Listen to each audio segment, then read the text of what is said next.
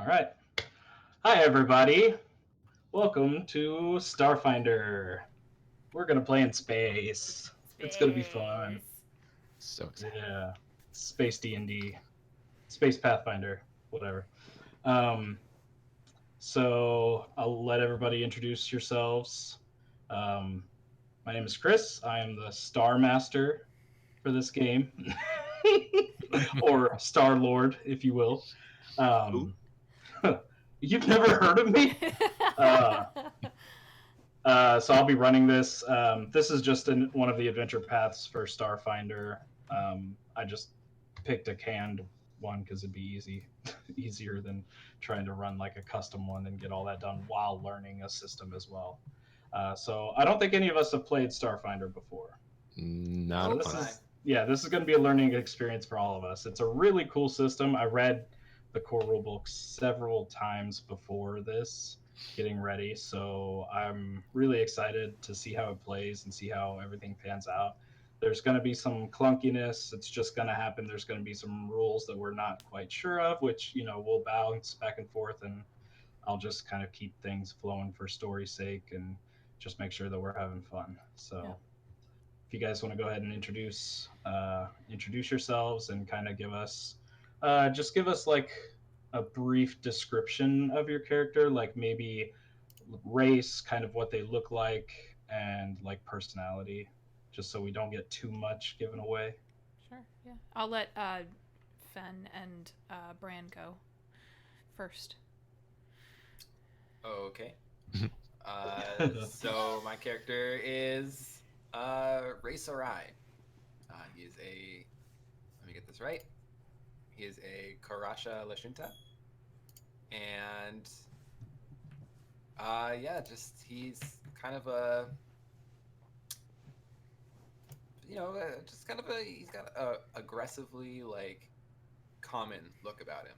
Like he's not super.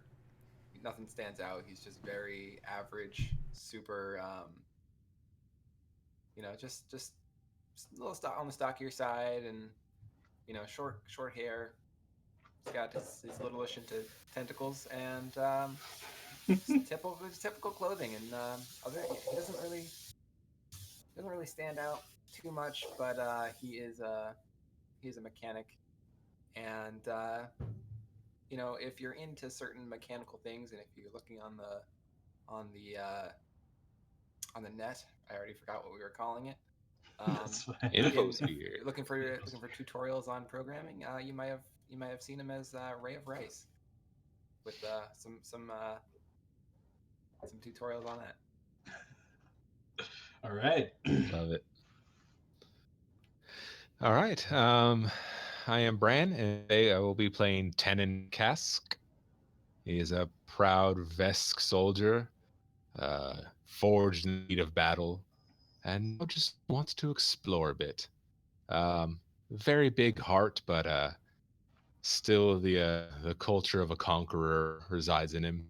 He really doesn't know how to do well with the people he comes across, but he means the best. I love it. I love it so much. I'm Hallie. I'm the DM for the Small Terrible and Dragonborn party. Yes, my players name themselves the STDs because they're assholes and I love them. Disclaimer. I've been using it for 2 years. You can blame that guy. and Volkar, our bard. So I'm playing Ios 4. She is an android's Solarian. Not Solarian, Solarian. I've got to get used to that. She's an ace pilot, so her big thing is that she absolutely loves ships. Severe android fangirl over ships, and will be adoring ships from near and far. If she sees a ship, she will stop and admire it. Very nice. And did you want to give the little intro to the charity, Chris, or do you want me to do it? You can if you want. Yeah, I don't snaps. know what Yeah, I don't know. I got it because I don't know what it is. I've been doing it for 2 days, so it's Okay, all good. good. And it's in chat too. So the link is there. We are playing for the Rainforest Alliance. So you can go to rainforest-alliance.org because shit is on fire and we need to fix it. They do a ton of work with farmers, with small groups, with civilian organizations, with large corporations to try to be ethically minded, to preserve the rainforest, of course. Or as our other Chris in the STDs likes to say, I like oxygen, I would like to continue breathing. Also fair. Also all good things. So our wonderful brand, our Tannin Cask, donated some amazing candles from Spirit of the Wilds that you can go and take your shot at winning. We don't have a lot of entries now, so you stand a good chance at winning something. If you check out our Twitter at terrible_party, it's a real simple Google form, just mostly because some items have geographical or territory restrictions on where we can send them out to, which is why we ask you what country you're in. Otherwise, we wouldn't normally care, but sometimes stuff it gets a little wonky with shipping. So please go there and you can see the giveaway. But that's, yeah, so if you can donate to the Rainforest Alliance, we appreciate and love you. We totally understand if you can't. Everyone's in different socioeconomic conditions and different places in their lives. If you can watch, if you want to jump into chat and play along with us and talk about the game, you can view our other games on Twitch. And if you can just spread the word, we would so appreciate it. That's my spiel. Goodness better. Alrighty. Well, with that having said, I guess we'll go on and we'll just jump right in. So, if you guys are ready. Ready. So, so several days have passed since you all have received your message on your personal comm units. This message being, congratulations, you have received this message to inform you regarding your acceptance to the Starfinder Society. Due to your high accolades, high test scores, and outstanding achievements, application, and interview, the members of the forum are convinced that you will make an exceptional addition to the Starfinder Society. You will find attached a schedule for an onboarding session taking place at the Lorespire complex on Absalom Station, a boarding pass for the transport ship Okamoro, destined to Absalom Station, and an acceptance form that you shall fill out and return to confirm your acceptance into the society. Upon arriving at Absalom Station, you will rendezvous with Dorivor Creel at the docking bay when you arrive at Absalom Station. Mr. Creel will be facilitating your membership into the Starfinder Society, help guide you around the station, and get you settled in before taking your first steps into becoming full-fledged members of the Starfinder Society. Once again, congratulations and welcome to the Starfinder Society. Sincerely, First Seeker Luazi El Sabo. Now, you guys are currently, everybody is sitting, riding through this vast, dark expanse. You look out the windows and you just see blackness. You hear the ventilators, the air recyclers come on and hiss out some fresh air, and you smell it, uh, that same smell of almost similar to a hospital smell, very clean, but industrial clean, like not fresh, but something manufactured. And you're sitting there looking around at all the other people on this shuttle, and the camera zooms down the aisle, and as we kind of pass down the aisle, we see an android, and we continue down the aisle, and we see a Lashunta, and we continue down the aisle, and we see a Vesk, all looking ready for something, but not quite sure what. All bright-eyed and looking forward to a future that they didn't know would happen until now. So, you arrive here. What you see before you is Absalom Station. It finally breaks into your view as the shuttle, the transport ship Okamoro, gets closer and within viewing distance of Absalom Station. For some of you, this is the first time that you've ever seen Absalom Station. You've been locked on your planet and not been able to travel too much. And it's breathtaking. You didn't think that it would look like this. it's like a living being. You see ships coming in, going out. It's a constant ebb and flow of just life.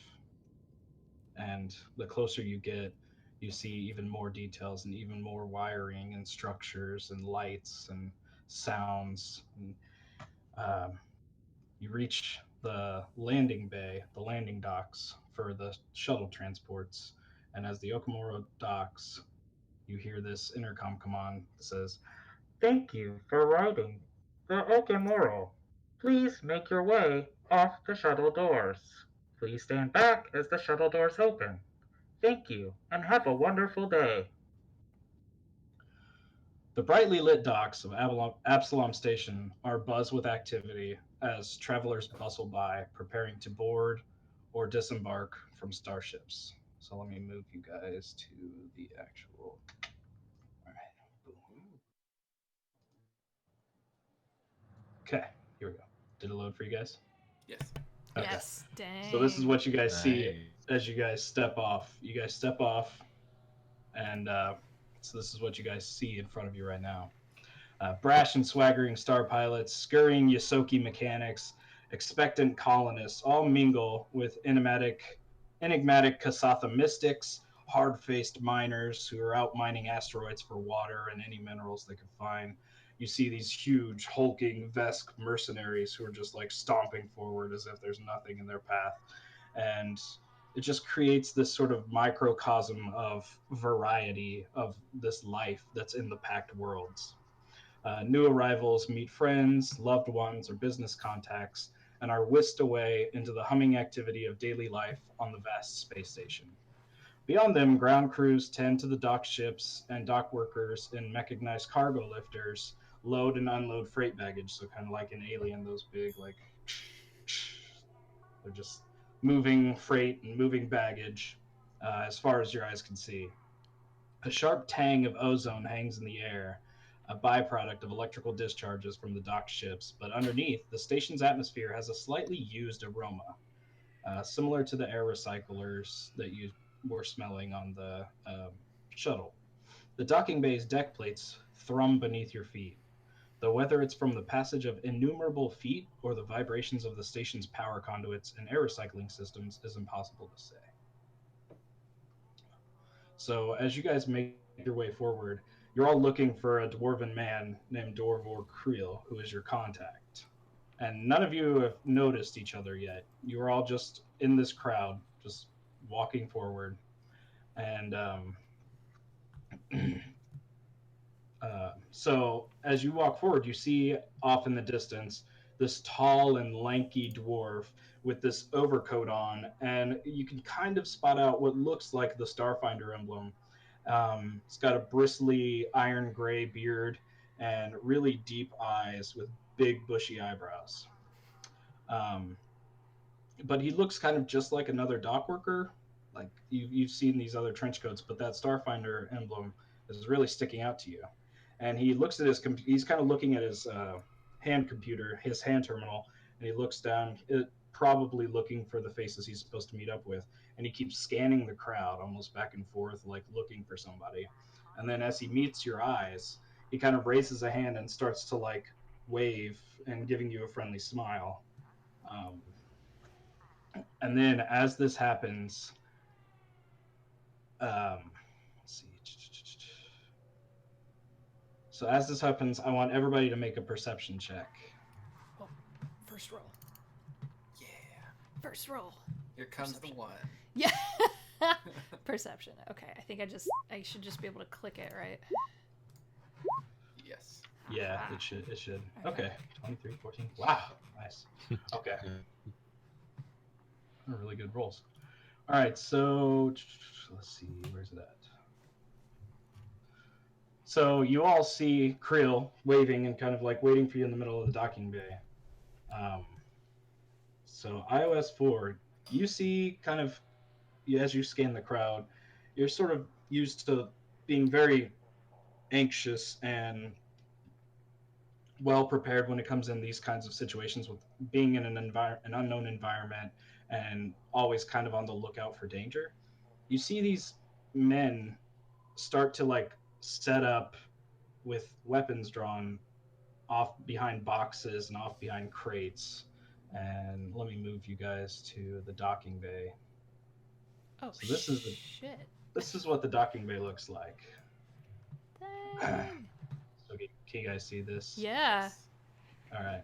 So this is where Creel is, and let me get your guys' tokens out real quick so I can show you guys where you are. What do we have? Oh my gosh, I already love this. Oh god, it's so big. It's so big. Okay. He's a Actual giant size. Vesk. Oh wow, it is. All right. I'm so And little. tiny android. Ah. Itty bitty android. Why is it? Okay, why is it not locking onto the right hex? Okay, this is confusing. I okay. quit. No. Okay, I guess you're just tiny. I'm just little. That's okay. I'm used to don't being. understand. It's all right. I normally play halflings anyways. It's okay. Hold on. You're okay. Roll 20 is probably doing what Roll 20 does. And if it's not, yeah, because like I can't pick it up, so it's probably just a permissions thing. Let me just see if this. Not that I have to do that all the time or anything, you know. It makes it tiny, of course. What? Okay. Well. It got smaller. No. Well, it's literally the same pixel size as the other two. That's hilarious. Oh my god. Like I'm setting the dimensions. Both of them are 65 by 65, and then yours is 65 by 65. But if I make it look the same as theirs, I am bigger. 130 by. So I don't. Don't worry about it. It's all good. Okay, let me. That's funny. Not funny. It's very funny. I feel this pain in my soul. Let's do this. Oh. Is that okay, Hallie? Sure, yeah. Just, ah! Yeah, that's great. I mean, that's fine. is that okay? That's it looks totally pretty fine. close. No, it's totally fine. Center of attention. Okay. You can leave me that big too. That's fine. I can be the target. She cast enlarge. Oh god. Too much. Too much. Too many just gonna- things. So you guys can go ahead and in this little section here where the like tape is, that's essentially where you guys have just got off the shuttle and where you guys have been standing kind of looking. So go ahead and let me make sure you guys have control of your tokens. Alright, hold on. I gotta be able to. Yeah. I can't pick mine up. Yeah, I can pick mine up. I'm Sweet. putting it in right now. Okay. Now you guys should all be able to pick up and move your tokens. Okay. Beautiful. All right. So, and you see Creel, he's out. Let me grab his real quick. Do-do-do-do. Do-do-do-do.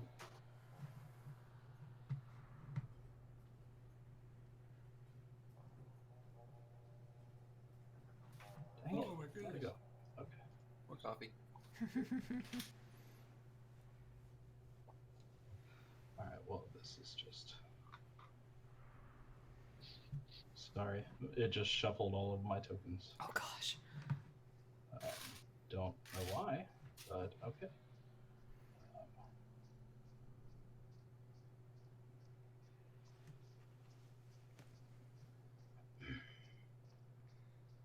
Sure, we'll use this one. Why not?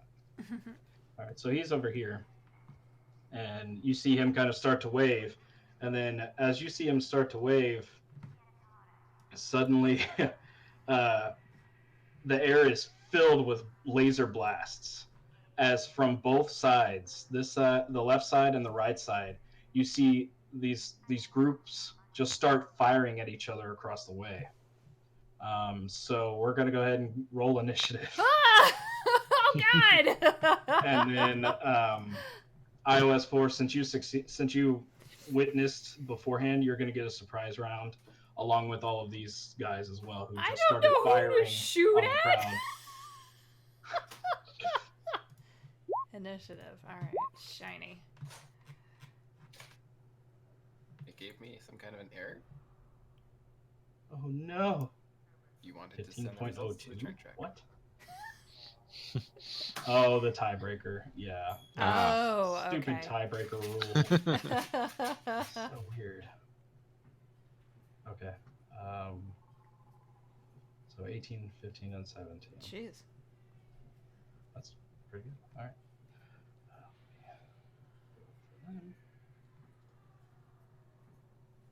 All right. So let's. I don't know how to get it into a initiative tracker for Starfinder, but that's okay. We'll go anyway. Okay. So they start off with a surprise round, and then iOS 4, you're gonna go after them Okay. as with this surprise round, and then we'll start initiative. So then it'll be Racerai's turn, and then it will be Tannen's turn, and then it'll be iOS 4. And then they'll go last in the order, the gang members. Okay. All right, so let's see.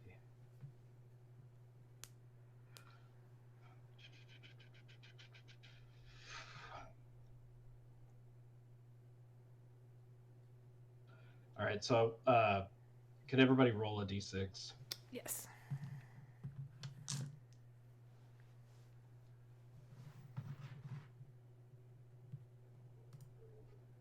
All right. So you guys see these laser blasts come from across the room in both directions. Let me pull out their tokens so you get an idea of where they are since they now have shown themselves.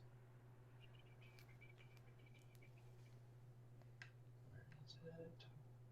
Yes, okay.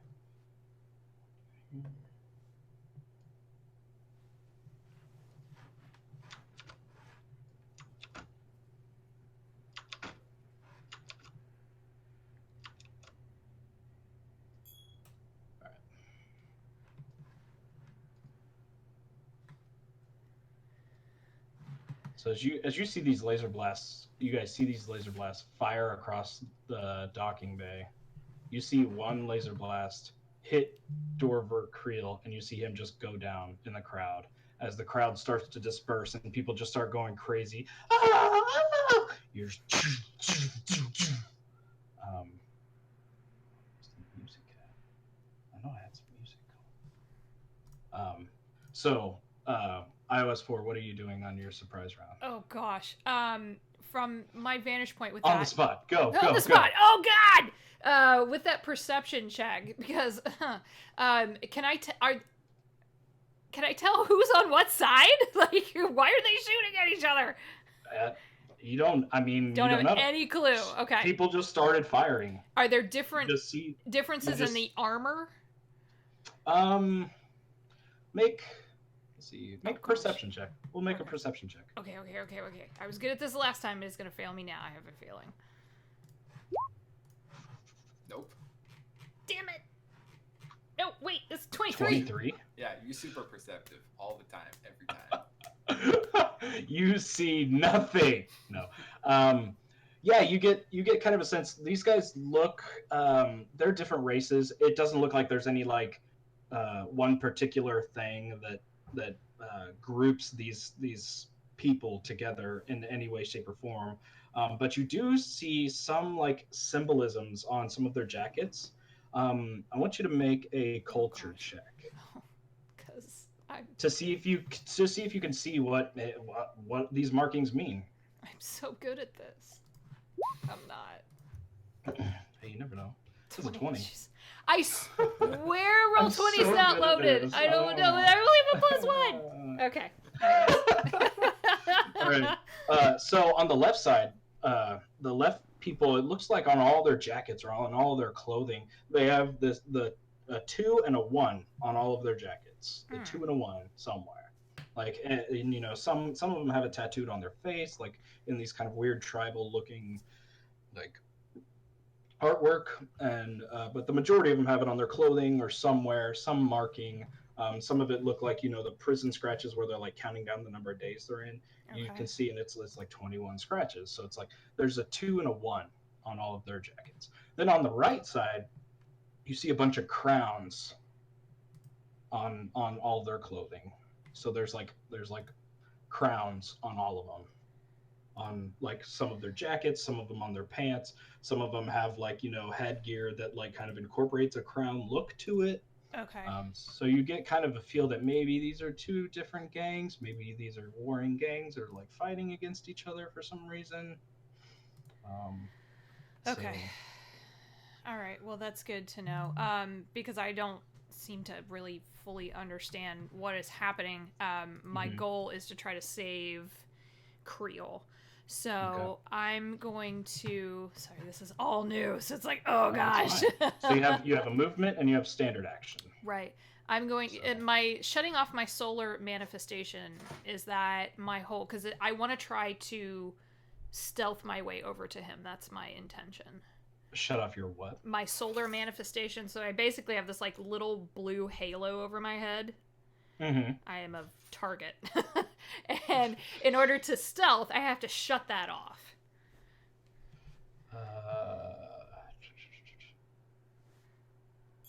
Because Can I'm. shut off Yeah. light as standard action to blend in. Yeah. Okay, so that would be your standard action. Okay.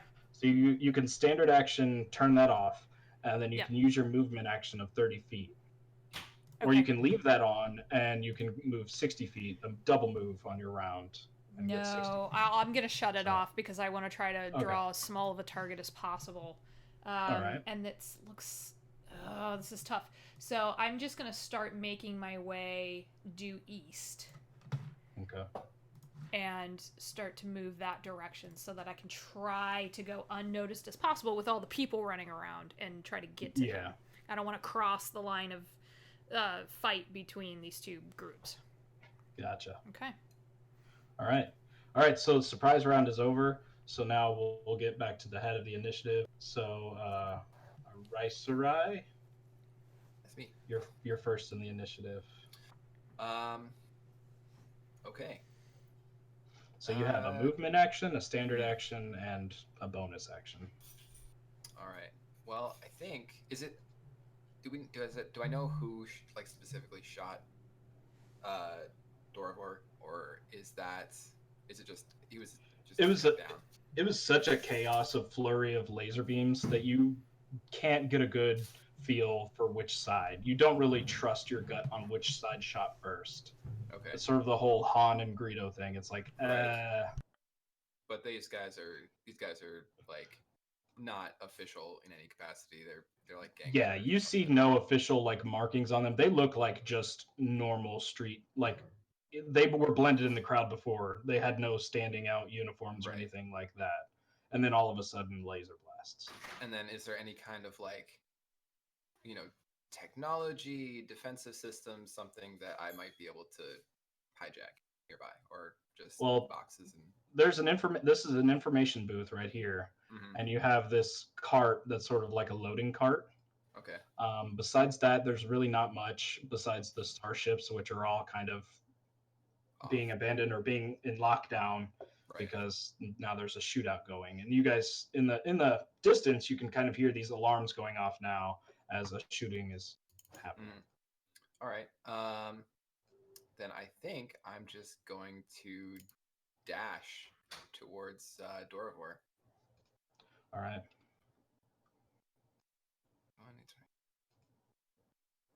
Which would get me to about there, I think.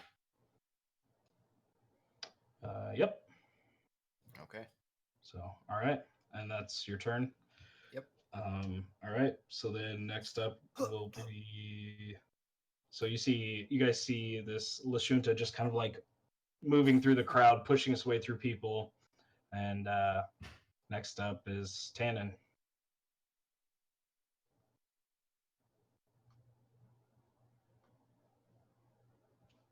Oh, I think we lost your audio.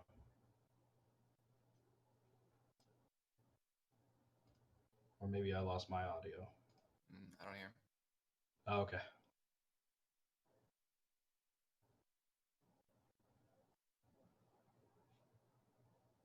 I can't hear Hallie either.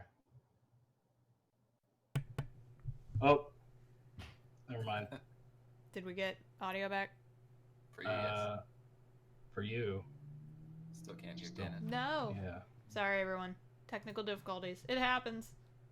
It does. He might be in Discord. He's in. It says he's in the voice chat. Yeah, I wonder if It's just not working. Try leaving and coming back in. Yeah, That maybe sometimes just happens. someone recommend him to Discord. There we go. Hey, Okay. he must be able to hear us. Yeah. Hello. Hello? Hey. Oh, there we go. Hey. Discord was just being silly. Discord's Huzzah. being dumb. All right. With my limitations that I'm not speedy or stealthy, I'm going to take out. I believe I have a sidearm. Okay. Just a small semi-auto pistol. Just take that at the ready and make my way close to the kiosk as I can. The information. All right. I forgot how to bring up the measurement. It's on the left. There's like a circle with what looks like a ruler. It's beneath the magnifying glass. So you could click that. And then just drag it. Each square is 5 feet. So just trying to keep a bit of cover at the time. All right. Yay. Same No. goal, different technique. All right. All right. So do you have any free actions or any standard actions you want? Well, free action, I guess, was drawing your Yes, I believe so. weapon. Okay, so do you have any standard action? You want to take a shot or? Not currently. I'm sort of keeping an eye on the. Okay. You're just those kind of traveling like in the direction. taking a look and seeing what's going on, just kind of Yes. getting a feel. Okay, gotcha. All right, iOS 4. You are up. What's funny is I didn't actually intentionally name myself after the Apple operating system, TM. But you're saying it like that, and it's making me laugh, so I kind of want to pronounce it that way. Okay. How is it being? iOS. iOS. Sorry. Io is the moon. I'm just so of used Jupiter, to Androids right? being like I know. letter, number, or letter, number. I'm just being goofy. I've been reading through so much Starfinder stuff that it is like letter, number, letter. Listen, so, okay. I'm like I said, I'm still iOS ring high down. off of all of the games, so just deal with my goofy for a little bit. So I am going apologize to you, here, and this guy, yeah, I think I'm just gonna throw a frag grenade at him. Oh Jesus, this guy. Yeah. Oh, okay. My understanding of Such this, subtlety. Well, and I'm just gonna throw a frag grenade at him. Yeah, I think so. Because my understanding of this scenario is people are shooting at each other, and someone just shot the guy who's going to help me on my path out of being a lab guard. So, yeah, I think I'm just going to hit him with a frag grenade. So, fuck it. All right. Because I can. So, hopefully if I click on this, it will do that properly. I don't know how to do it. I don't know how to attack with it. How do I do that? Oh, it should be under your attacks. Sorry. Attacks. Oh, okay, there we go. So Wrong yeah, thing. Yeah, you're fine. So it'll show under your attacks, and then you can click it, and then it'll do it. If you just click the equipment, it'll just give you an overview of what it is. Understood. So full attack. Yeah, it's really is that weird. Is that what that is? It would just be an attack, I believe. It comes up with this input value box that says full attack. No. Yes. Full attack is like using your whole action. So you'd like full attack allows you to attack twice, but you give up your movement and your bonus action, and you take a -4 to attacking the second time. Oh no! So it's like you're attacking really fast, you know, like a quick double swipe or something. There is nothing you just want subtle about a frag grenade. You just want a regular attack. Oh, I think that was bad. All right, what did you get? A 4. Against. What's it against? EAC or KAC? I think it is. Or is it just a? Gosh, I feel very dumb right now. Oh my gosh. Don't feel dumb. It's a new system. Yeah, it's all new. This is all part of the process. Listen, I am severely type A. It is 1d6p is what it says. Okay, so that'd be piercing damage. Yeah. So I'm guessing it's kinetic. So that misses. Yeah. A 4 misses. I would hope so. All right, so you throw and you kind of lob it a little bit too far, and it kind of bounces out. It bounces out here, and it just goes off. And you see a couple people kind of like take some of the blast, and they're kind of like screaming and trying to run out of the way. Whoops. But it doesn't Well- look like it really did any lethal damage to anyone or anybody. Okay. They're still people are just kind of hurriedly getting out of the way. Okay. And after this round, you kind of feel like, okay, everybody's gonna get out of the way. Right now, the center looks pretty, like the very center between the 9 and the 4 looks completely clear. Like where the laser blasts were flying, there's hardly any people there. Right now, everybody's kind of forcing their way out of these sides, trying to get away from this commotion. I meant to do that. I totally meant to do that. Is it like in D&D where you could split your movement? Because I have 5 more feet. Yeah, you Okay. can continue your movement. So I'm yeah, just like gonna you can keep move, going that way. attack, and then move. Shiny. Okay. Yeah, I'm And just going are to you do trying that. to stealth back there? I am at this point. He knows I'm there, so I'm just like. Okay. I was just wanting to know if you want to try and make another stealth check to try and like hide behind, or because Sure. Why not? I mean, it was up to you if you're trying to go sneaky or if you want to full on like, because you did throw a grenade, but I it did. didn't hit him, and this is chaos right now, so That's he might true. not notice you.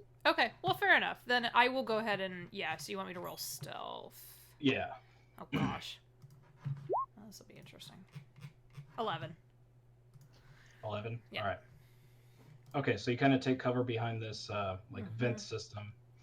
All right, and now these guys are gonna go, and everybody roll a d6 again.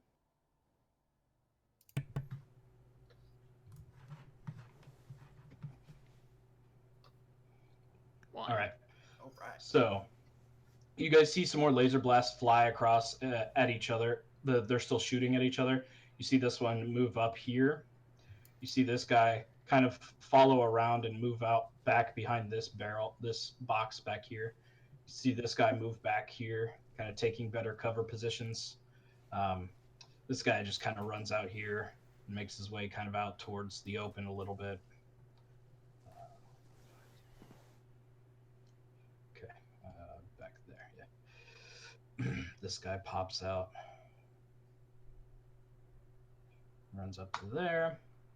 And then this guy is going to run up there. And this guy is going to turn around, seeing where that grenade came from, and he's going to shoot at you. Listen. So I guess we are involved now, regardless. My job sometimes is to pop things off, so against my Let's see. So that's a 14 against your EAC. Against my EAC, a 14, Yeah. that will hit. 14. That will hit. That All will right. hit. So you will take 3 fire damage. Okay. What do I take that off of the hit points? Your stamina. My stamina. So everything Okay. starts. So stamina is sort of like a shield. It's like a shield before it actually gets to your HP. Okay. So you always go off stamina first, Oh, okay. and then HP. Good to know. So you have this barrier before your HP actually gets hit. Okay. Very good. All right. It's done been taken off. Alrighty, and that's their turn. You see this laser just fly across, hits you in the shoulder. You kind of like get knocked back a little bit, but you take cover again. And they all continue shooting at each other. So next round, Rai Sarai. So it's free to take out my pistol. Yeah, it's a free action to take out your pistol, I believe. Right. So yeah, I'm gonna go ahead and do that, and I would like to take a shot at this guy off to my left here as I'm continuing to run. Okay. Is there a way to target him, or do I just roll it? You could just roll to try and hit him. There's no Right. like targeting or Right. anything. That's more Gotcha. Starship. Once we get to Starship stuff, then it's target. So, and my full attack's gonna say no. 11. So that's an 11 against EAC. Yes, it's a laser. All right, that hits. So go ahead and roll Alright. your damage. Nice. Laser pistol damage. Boom. I don't know if I did that right. What's up? Oh, you know what? It might have. Did it have the damage in there? Oh, it double. Oh yeah, I already had it. The F. All right, the 2. Oh yeah, 2 fire. Okay, cool. So it already had it on there. Sorry Sweet. about that. Oh, it's all. All right, so it's two fire damage off him. So you shoot at him, and it's just it hits him. He kind of like stumbles back a little bit, looks frantically around for some cover to dive to this next turn. All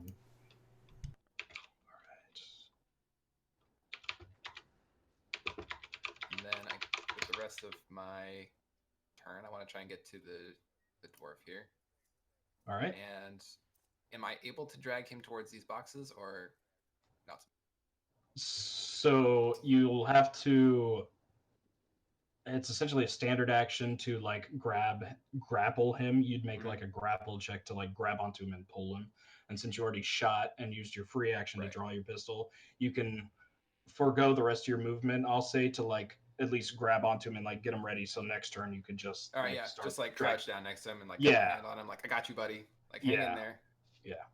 So I'll let you go ahead and use the rest of your movement to kind of like get down and like start getting his arms and like starting to kind of like get him ready to drag him over to the crates. Okay, gotcha. Cool. But as you like go to check on him, you kind of like look around. Go ahead and make like a medicine check. All right.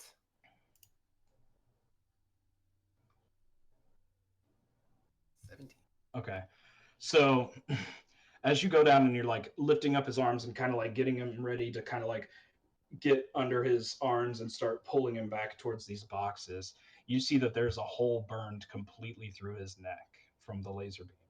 That's fine. And from what you can, but yeah, you're not a doctor, but you play one on TV, and so you assume it's too late. He's gone. Okay. But you're still kind of getting down and getting ready to. But as you're doing this, you see it, and you just come to this realization. This lump sort of hits in your throat, and you're like, "Oh God, this is worthless." All right.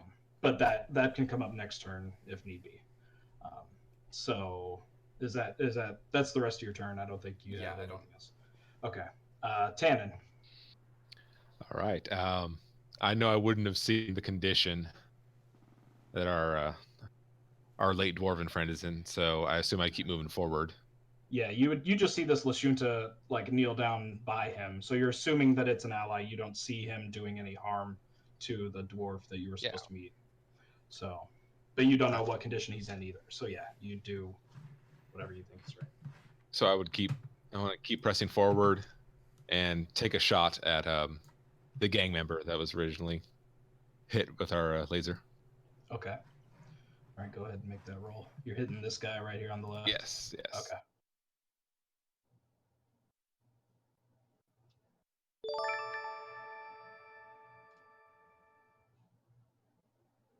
Ooh. I'm not hitting this guy on the 6K AC. All right, so nope, that misses. So as you run up, he sees this vest could just start run out of cover, and he's like, "Oh shit!" As you draw your pistol and shoot, he's already kind of getting ready to duck, so he just kind of like dodges out of the way as he goes to like dive for these boxes, and it just flies past him. Is there any other movement or free action that you want to do? Or I think that's the only move I can get in this, so I'm going to go. Okay. All right. iOS 4. Yes. I just yell out, "This is not optimal!" and run over to this guy. Sprint over to this guy. I'm going to take up my battle staff and just try to hit him upside the temple and knock him out. All right. Okay. Battle staff. Attacks. I got it. Hold on. Bam. No! Why? 3! Yeah, so that misses. So as you run up, you just kind of lose your footing as you like people are still kind of running past, and you kind of lose your footing a bit, and as you go to swing, he just steps out of the way, and your staff hits this cart as you walk by it, and it's just boom, and you're like, oh. You just kind of get jarred as you kind of run into him, kind of shoulder check him a little bit, and you both are just standing there. I will hit you next time, I promise. Free action, you just tantalize him. Is there any No, I'm good. free action or anything else you wanted to use? Nah, or do? I'm good. Okay. I'm good. Alrighty. Let's see. All right, so their turn. So this guy is going to continue shooting over here at this guy. They're kind of locked in a firefight. I want you all to roll a d6 again. Okay. This guy's going to run over here to the information. All or nothing. Yeah, really. 6, 1, 6. This guy's going to run over here. He's back here. This guy's going to dive behind here after getting shot at twice. All right, so the guy that was shot at twice is going to shoot at the Vesk that just shot at him. So 15 against EAC. Tannen. I am hunting EAC. EAC. 13. That's a hit. Okay, so that hits. All right, so you will take 2 fire damage. All right. From That's that off blast. stamina. Yeah, that's off your stamina. All right, and then this guy, after seeing somebody run over and shoot his buddy, he's going to shoot at the Lashunta that's kneeling down, but he's going to have disadvantage on it. Oh, no, not together. Okay. So does a 4, does that hit your EAC? Sure doesn't. All right. So he shoots, and since you're kind of prone, like kneeling down, it just flies past you and hits on the ground over here, and you just hear. The other guys continue shooting across the way at each other. This one that's in a tangle with you, Ios, he's going to. He's going to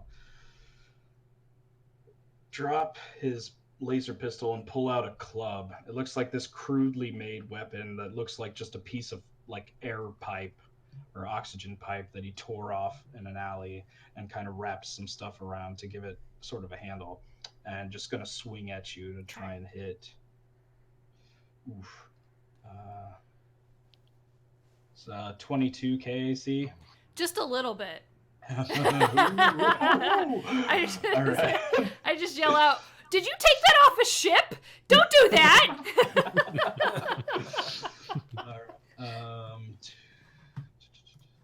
So you take 4 bludgeoning damage. Ouch. As he just sort of like, BAM! Just hits you right in the face with this pipe as you run up against him. Ow. All right. And that is going to be their turn. All right. So the top of the round, we have Rice. Okay. Let's see. So he's dead. Yeah. I'm just like. From what you could tell, he's pretty dead. He has a hole burned through his neck. All right. I'm gonna take a quick look around here, and I think I'm just gonna go and hide behind the Vesk. Just fucking sprint over here. Be like, you seem like a good guy, and just like take a shot around him with my laser pistol at this. That makes perfect sense target. to me. So yeah, let's take a shot with the laser pistol, and there, 11. All right, 11 EAC. That'll hit. All right, and the damage is already on there, so it's a 1. And you don't have any ability mods for that. It looks okay. So yeah, it looks like it's already on there. 1. So yeah, so you shoot, and it just sort of like it grazes across the edge of the crate, and you hear this like it kind of grazed his arm as he was hiding behind this crate. So you managed to hit him with your laser pistol. Just like pat the Vesk on the back. Hey, what's up? All right, and Tannen, now's your turn. All right. Gonna glance at the small pistol in my hand that failed me last turn. A bit of disgust. Grab the large blade back from my side. Point out at the one who's now hiding behind the boxes. You've decided to stay and die. Foolish and honorable. I am proud of you. And just charge him. And Our cat moment there. Yep. Nice. My cover, no. No, no. My shield. I'm still in front of all the.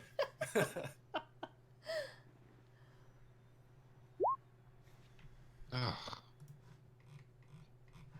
Yeah. Okay. So that misses. This guy seems to be kind of cowering behind this a little bit. He's been shot 3 times, and he's just not having a great day. And as he hears this Vesk, he's like, "Oh shit!" and sort of like ducks out of the way. And your Dashko hits into the crate, and you have to kind of like pull it out and get ready for the next swing. Is there any other free action or anything you want to use? yeah, I'm good to go. All right, Ios.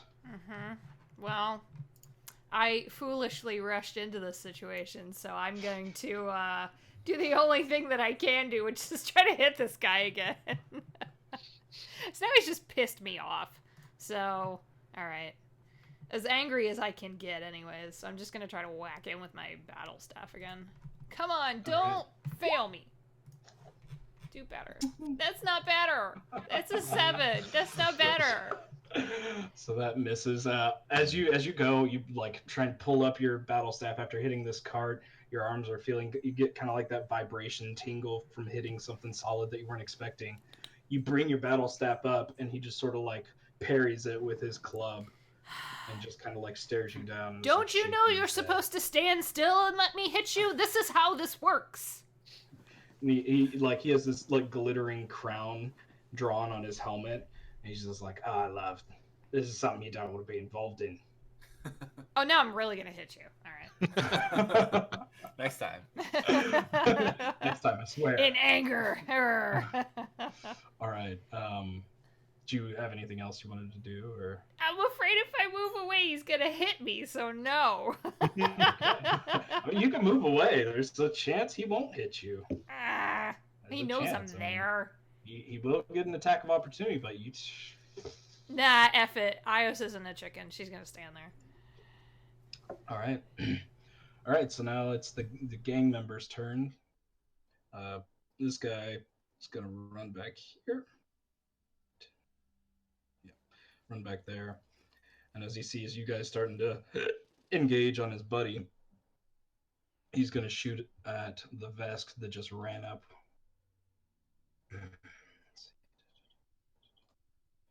So let's see. Oof. Yeah, 3 to hit.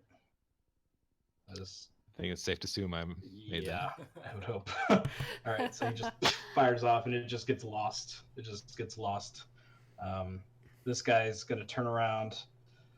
He's kind of scared. It's like, oh crap, oh crap.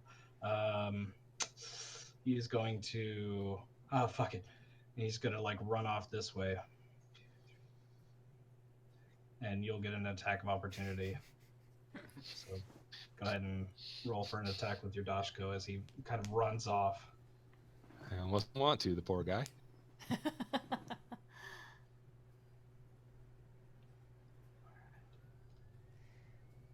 10? 10 misses. You sort of like hit him, brush right across his shoulder armor, and it just kind of like grinds across it as he just kind of sprints across, running to these other boxes. This guy, seeing this as well, turns and he's going to shoot at this Lashunta that's over here attacking his allies. Oh, I didn't even see that. He just shoots off and just flies across. They're starting to get aggravated. They don't know who these extra people are. You know, they had no idea that this other gang had more members. They're confused and startled and starting to get a little worried.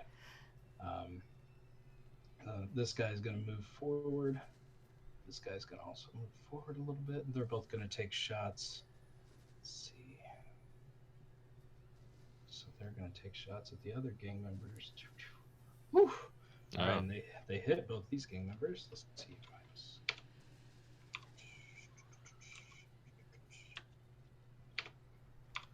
All right, so you see these laser beams fly across, and you see these guys get hit a couple times in the chest. this one gets hit twice, and this one gets hit once, and this guy's not looking too good. And then the one over here that's in melee with Ios. Yeah.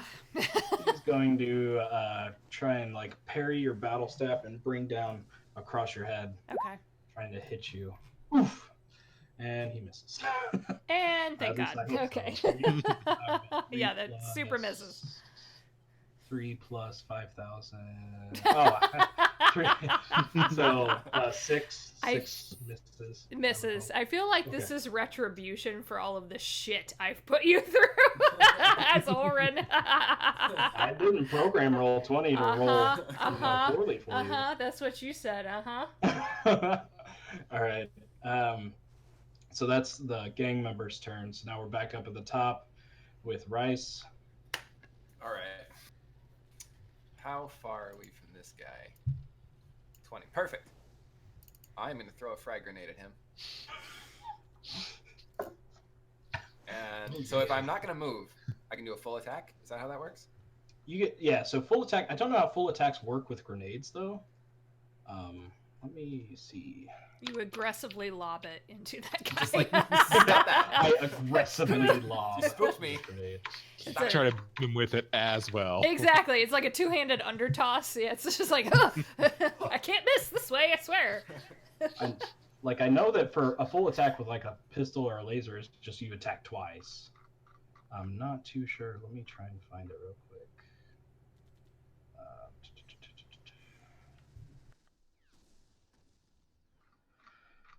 Okay, overburdened. Don't need that. Because I know that on the second attack, you take a penalty, but it doesn't make sense if you're just throwing one grenade with a full attack. The use of the item entirely. Yeah. So let me just find this real quick.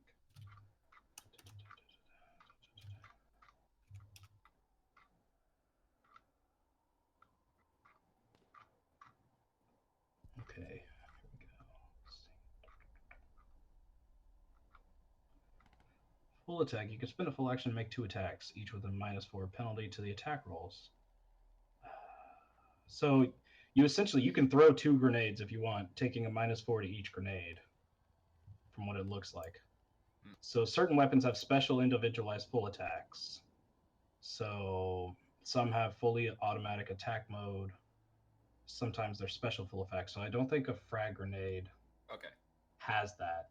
So you can throw 2 grenades for a -4 penalty to both, or you could just throw 1 with a standard action. And still have like movement and stuff. Yeah, let's just go ahead and do that then. So the only reason that a full attack does is just allows you to attack twice. Okay. All right. Nice. Yeah. 18 hit. All right, 18 will hit their kinetic armor class. So you throw this frag grenade, it bounces down and kind of rolls around this corner of this info booth. And you're attacking this guy, right? By the info booth? Correct. Okay. And it just you see the info booth just kind of explode, and these glass and silicon splinters just go flying across the docking bay. And this guy just gets like his face just kind of gets ripped apart, and you see part of his helmet just kind of like peel back a little bit, and it's just kind of like hanging loosely there, and there's just blood dripping down his face. It's a really good attack. All right. Do you want to move or any? Yeah, let's follow my best friend. Follow your cover. Bigger than me. All right. I'm fine with being. All right, Tannen. All right. One who originally shot me was this one, correct? This one's the one that originally shot you. That one? Yeah, he ran off. All right, I'm gonna keep closing on with as soothing a tones. Do not fear, friend. Glory awaits you. All right. Oh. Oh. That's not a natural 20, is it? I don't think so. Oh, it's a 19 plus 1. Okay. Damn. All right. So, yeah. So as you run up, um, you just bring your dashko down and just cleave right through half of his torso, and it just he kind of like slumps over a little bit and gurgles, and just falls down. He's dead.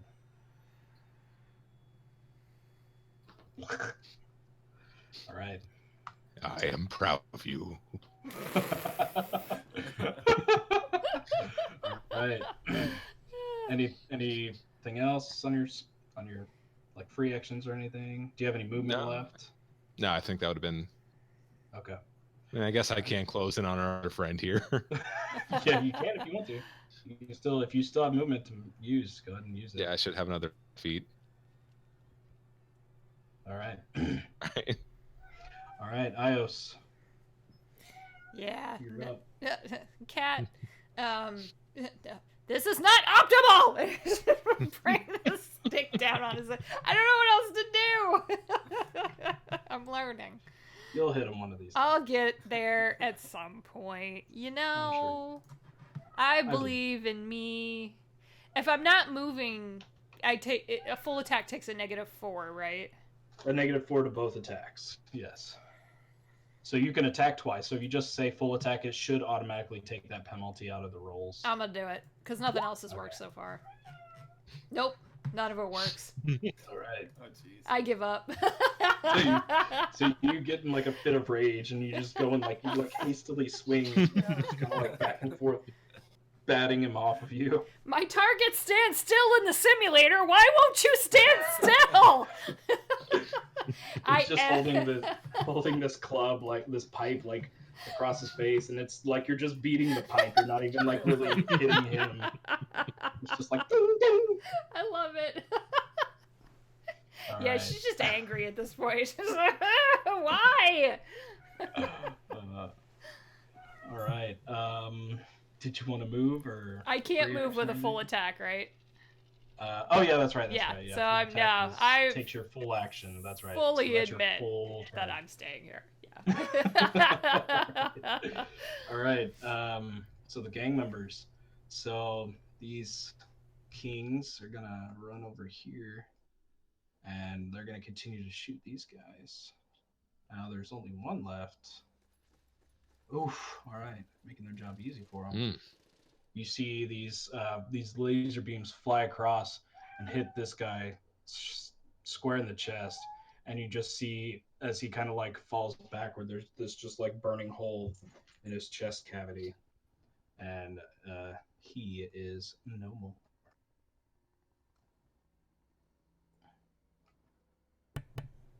This is Starfinder Cat Cam.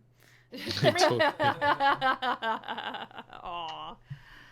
All right, and then yep, mm-hmm. There it is. The butt. Yep. All right. And then the one that's being abused by this android. Just be like, oh, love, come on, you gotta do better than that. And he's I'm gonna going to swing with kill his- this guy. swing with his club again. So sassy. So he just tries to like push off, try and like he's holding his club like horizontal and tries to just like knock you in the face with it, but he just comes short and you kind of lean back. This is almost the epitome of like a Brooklyn Nine-Nine slap fight. Yeah, it's like... no, you. Singing Singing the Robin Hood Tice. Ow. Yep. That's exactly. Yeah, stop! Go away! Get off me! I don't like This it. guy, seeing that just having a grenade thrown at him, is gonna run back here, try and find some cover behind this like air vent, and fire off at the Lashuta that just threw a grenade at him.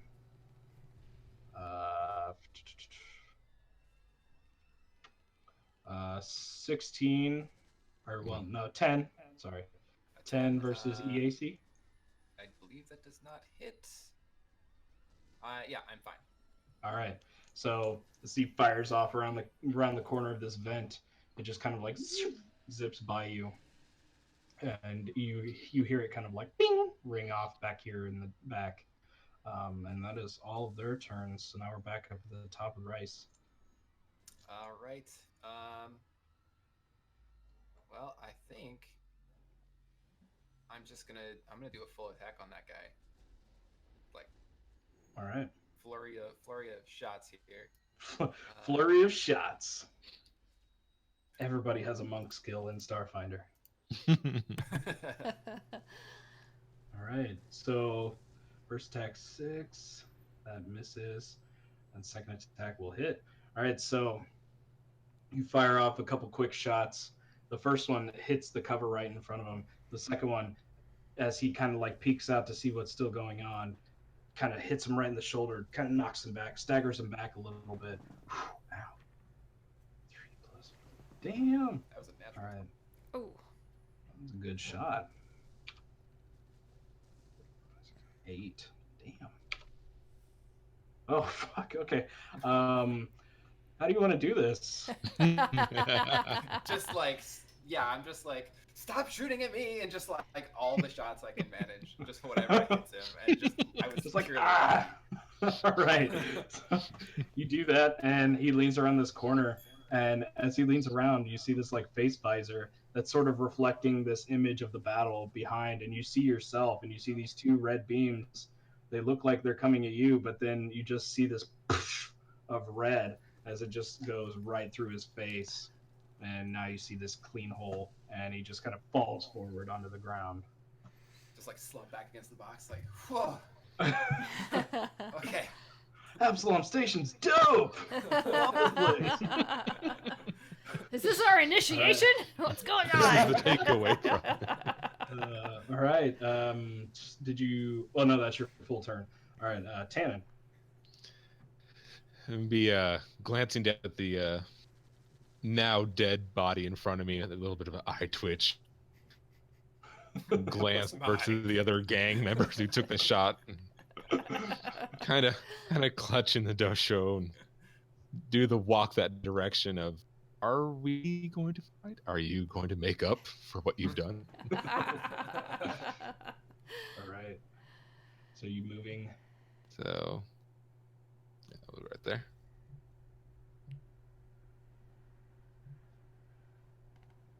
Now, just be the weapon and just making eye contact. All right. Just give him crazy eye. Hey, if we want to do fun, let's try an intimidation roll on Percival. All right.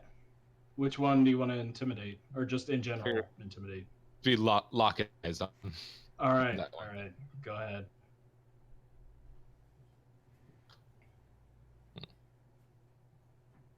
All right, 12. So you kind of just like stare angrily at this, and just kind of like, after seeing this slaughter that you just gave this other gang, this guy sort of looks around, looks over at his other guy, and like you see kind of like his mouth moving, but you don't hear anything. So you're guessing he's probably talking on comms in his helmet. They look a little like we probably bit off more than we could chew. All right, Ios. This is embarrassing for both of us.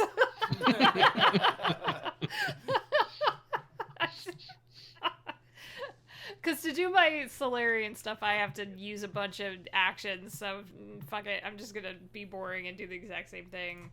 We'll do fine. full attack. This never works for me, but sure, why not? Hey, you never know. Could be a 20. Oh. Or it could not. I told you, Chris. I feel like I'm gonna die tomorrow. Star-Lord. Oren is not faring well. Oren is not gonna make it out of the abyss. That's just fact. That's fine. I hear it's really nice this summer down It's there. really nice in Lucina Cove. It's fine. No, just why Yeah, don't so you it's die? just very much it's slap fighting at this point. You guys are both frustrated and don't understand what's going on. And just I love it. all right, so you see these gang members. This one sort of turns around and you hear him shout, "Guys, this is over. We're done here." And he just books it off into the station, double moves, and he just disappears from view in all the tunnels and different alleys of pipes. And this guy turns around and yeah. and he also is able to make it out on a full dash out of there. You move. Why aren't you paying attention to me? I am paying attention. I know you so much. I know you so much, but you want attention when I'm doing things. And this guy's just gonna look around like, huh? What? Oh, fuck! And he's gonna try and like dodge, dip, duck, and dive around you, and kind of run off. So you get an opportunity attack. I'm going to crack up if I hit him this time. That If you crit him, if I crit him, I better crack his frickin' skull open. That's all I crit can him, say. you'll probably kill him. Well, no, but better roll. Hey, Oh, yeah. you hit him. 17. All Hey. right, so as he runs off, you kind of take your battle staff and you just kind of like crack his femur, and you hear this crunch, and he just sort of like his leg kind of bends the wrong way, and he just kind of like falls prone onto the ground. I warned you, it was not optimal, and I'm better at range anyways. All right, so that's those guys. So Rice, you're up. All right. So all the 21 guys are down. Yeah, it looks like all the guys on this side are all dead. All right. And then this side, they've disappeared from view. Some of it, like, they've just hidden in all the different pipes and ships. They're just ducking undercover and just bolting as far away from the docking bay as they can get. Well then I'm gonna go ahead and dash over towards this slap fight happening. Get the front row seat. Hell yeah. How far do I get? Where the popcorn at? That and so yeah, I get to move out there, and just like being ready to be like to help out. Okay. Against these gang members. All right. Tannen. I'm going to do the same. I'm going to attempt to rush that direction.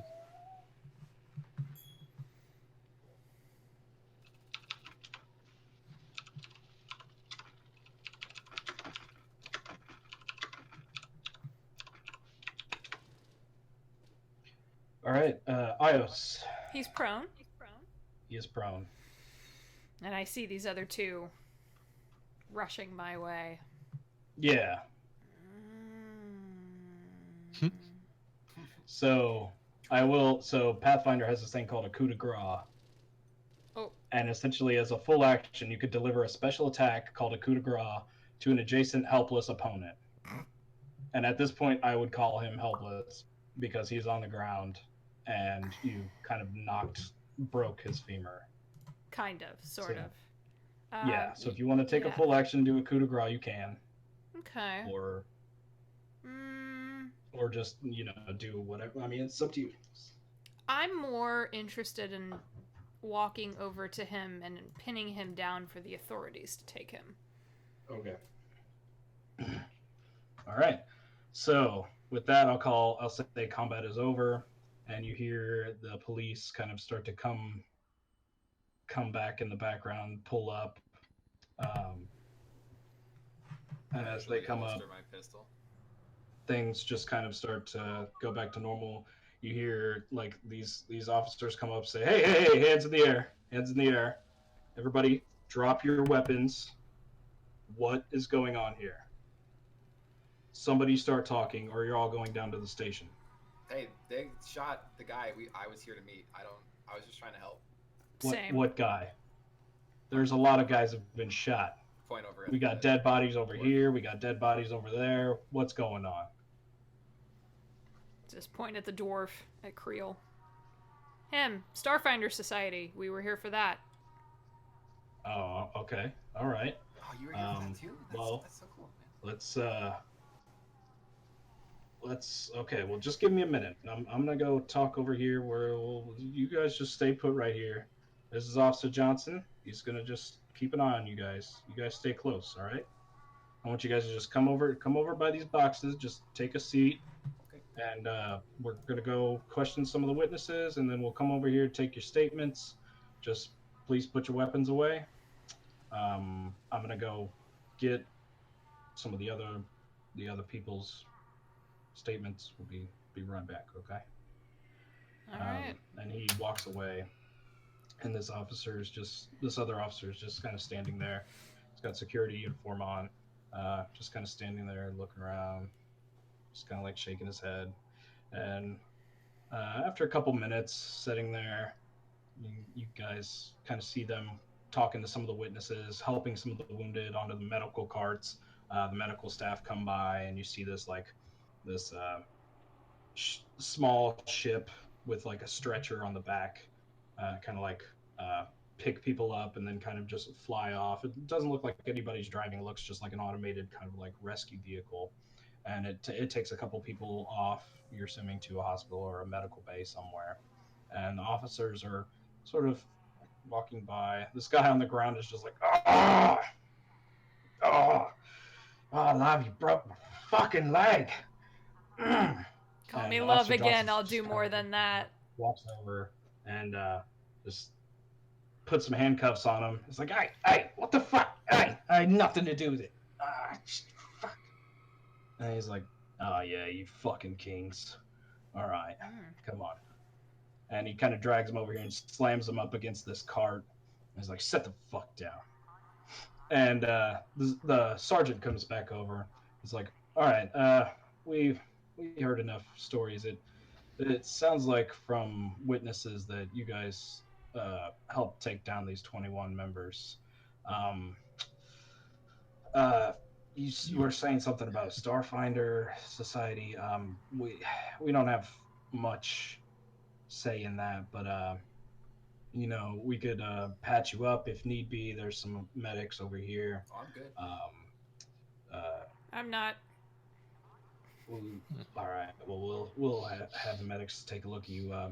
Unfortunately, it looks like this Starfinder guy that you were trying to meet, he didn't make it through the fight. Uh, Yeah.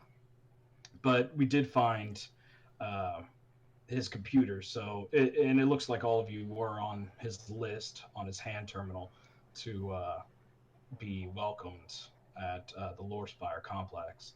So we'll we'll go ahead and we'll we'll take you on over to Chiskisk. Chiskisk is kind of the Starfinder. He should be able to help you out. It's really the only person that I can think of that would be able to get you going in the Starfinders. Do you We're want not us to really like involved.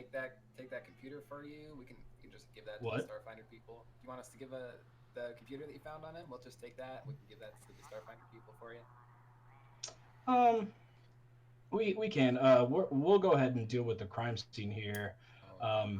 If you want to tell them, they can get with us to get Dorvor's any Oh, personal sure, equipment or sure, sure. anything they need Yeah, from you him.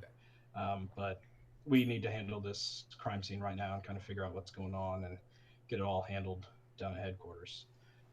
But we'll go ahead and you guys you're free to go. And Hallie, you can go ahead and restore. Let's see.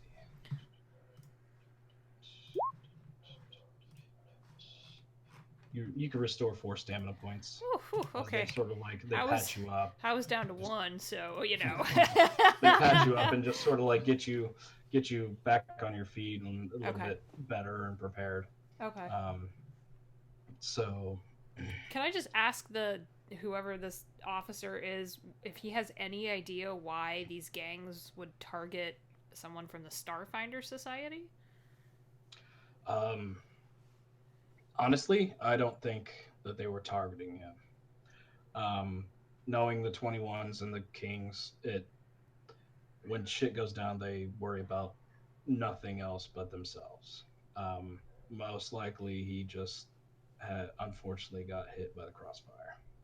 Um, if there is some underlying thing, I mean that we'd have to look into it. But for all intents and purposes, we don't really have any normal instances where the gangs, any of the street gangs, whether it be the 21s or the Kings or any of the lower ones too, the lower station gangs, they don't really mess with the Starfinder Society. It's normally infighting or drug jobs or running that they normally do.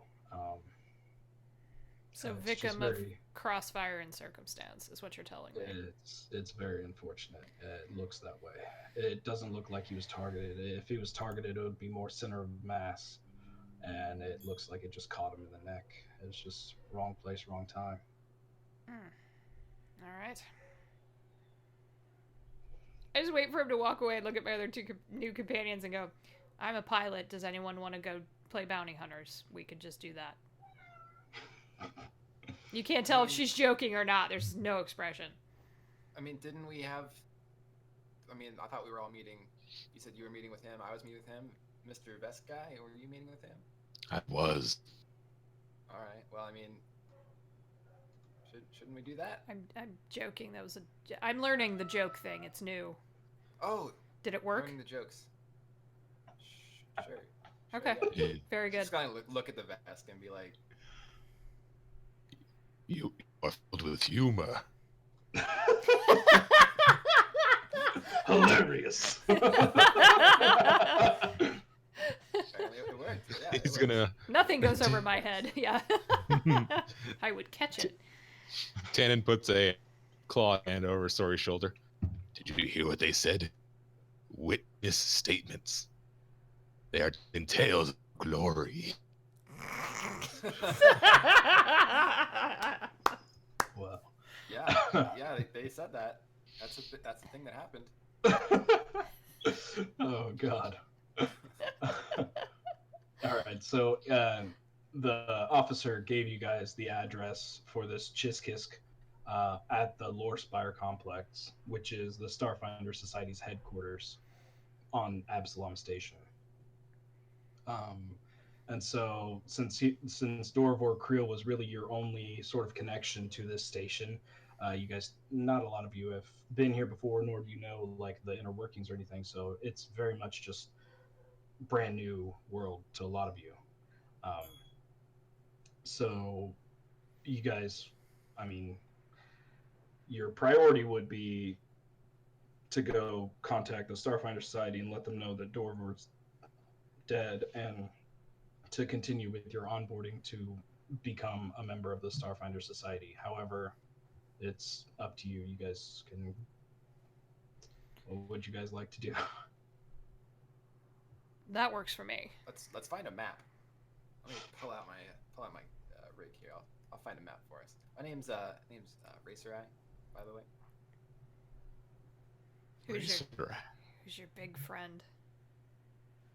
That's a good question. He extends a 2-hand out your direction. And cask. Right. All right. Big, smart. Got it. iOS 4.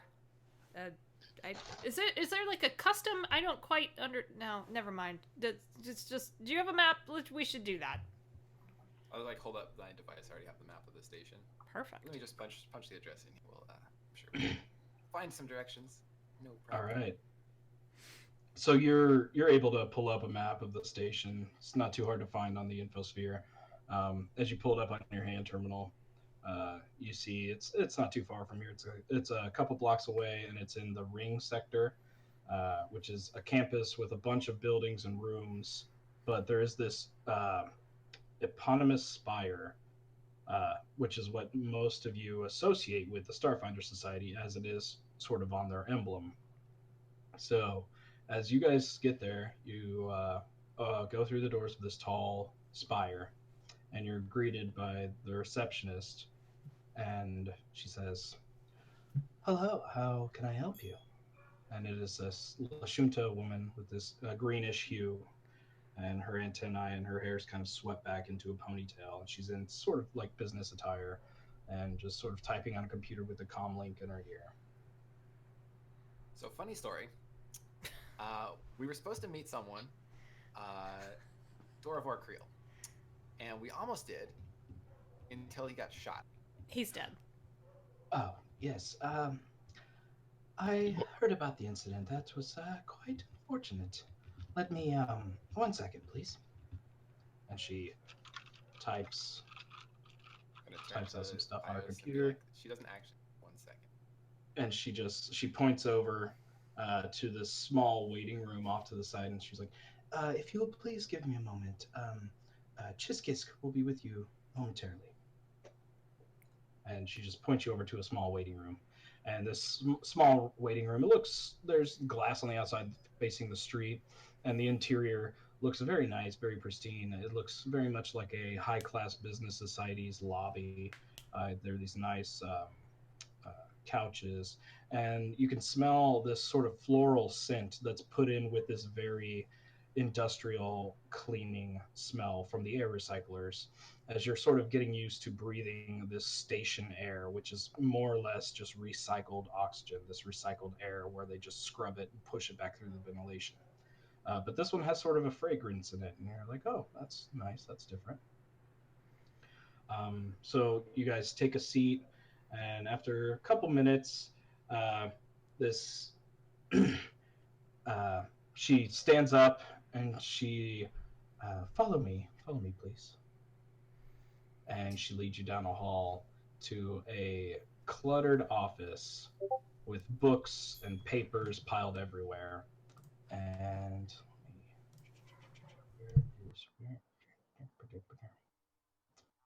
we'll go back to this just because it looks cool.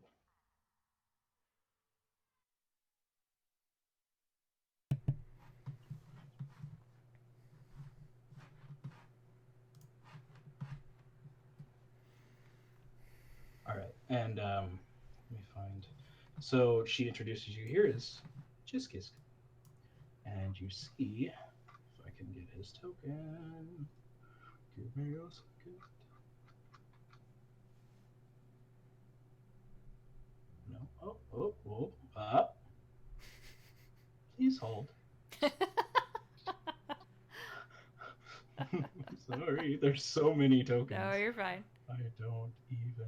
I just All look right, at Racer Eye and Tannen and go, so she didn't mean 1 second and they put weird flowery smells in the air. I'm confused. So More see... places need flowery smells. Is that true, though? It's nice. It's real nice. Is it? I don't understand is. the function of it. It makes anyone who comes in here to be like, oh, this is a nice place. We gotta act nice. So flowery smells are equated to... It reminds you of places not here, and that makes you happy. Does it? Does it? Yeah, I'm kind of with... I don't know. All right, I'll go with it. Oh, look at this guy. So, as you guys come into this office, it looks like somebody who's been working like a desk job for so long that they don't give a shit anymore about piling paperwork and piling books and folders. It looks like this being is just the information holder. It's like the information center of the Lorespire complex. Um, there are bookshelves that are just haphazard books shoved in. There are these, binders with like papers falling out of them. There's papers everywhere, print offs. There's screens, like these hollow screens up on the walls everywhere with readings coming in that in some languages that you don't even understand, you can't even comprehend. And they're traveling at such a rate that it's hard to even focus your eyes on them because they're going so fast that you're starting to kind of get lightheaded just looking in that general direction. It's almost like watching the Matrix code, but on like speed. Um, and Chiskis sort of welcomes you into the office and um, you know motions towards some seats that are kind of there. I am sorry that I cannot welcome you to Absalom Station under better circumstances. I assure you that such attacks are not a daily occurrence, though I realize that is likely small comfort for you. I am pleased that none of you were seriously hurt, but I grieve for Dorvor's death.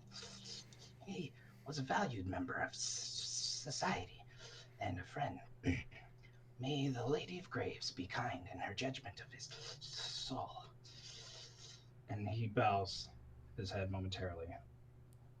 Then they look up, their compound eyes glittering almost like looking at a insectoid eyes. You just see this glitter of rainbow colors. What puzzles me is the reason behind the attack. Chiskis taps a few commands into their computer.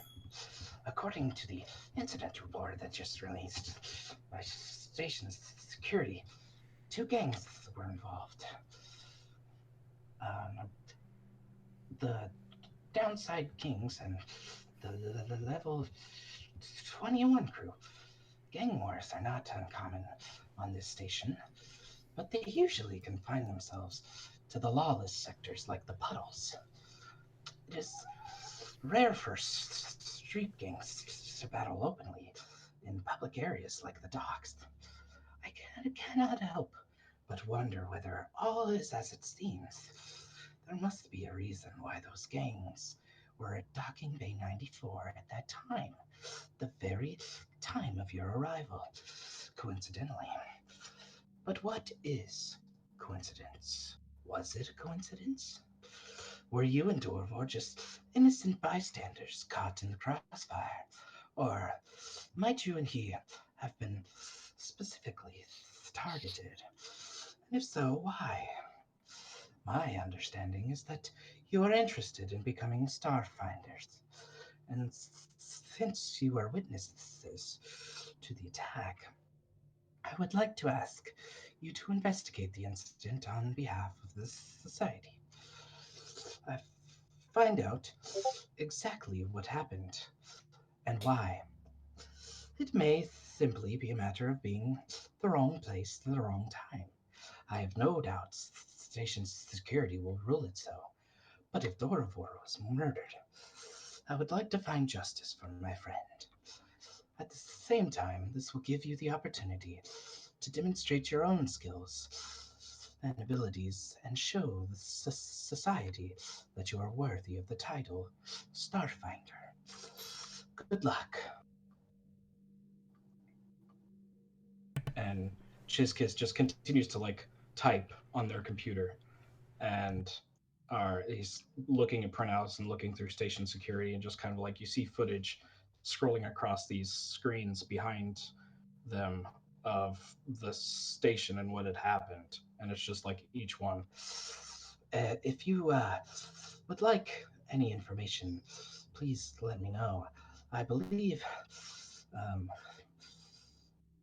that you will find 200 credits to be a good signing bonus for figuring this out. Plus, it would cover any expenses or expenditures on your uh, behalf.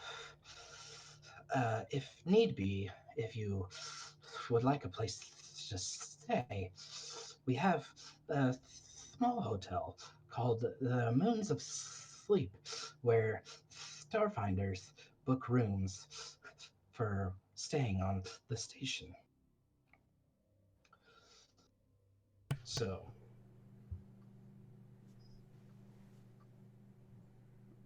What they said. And then I told you it was weird. I said it was weird. Okay. I feel better now making that conclusion without evidence. Weird. Sometimes I know things and I just turn the blue halo back on every now and then.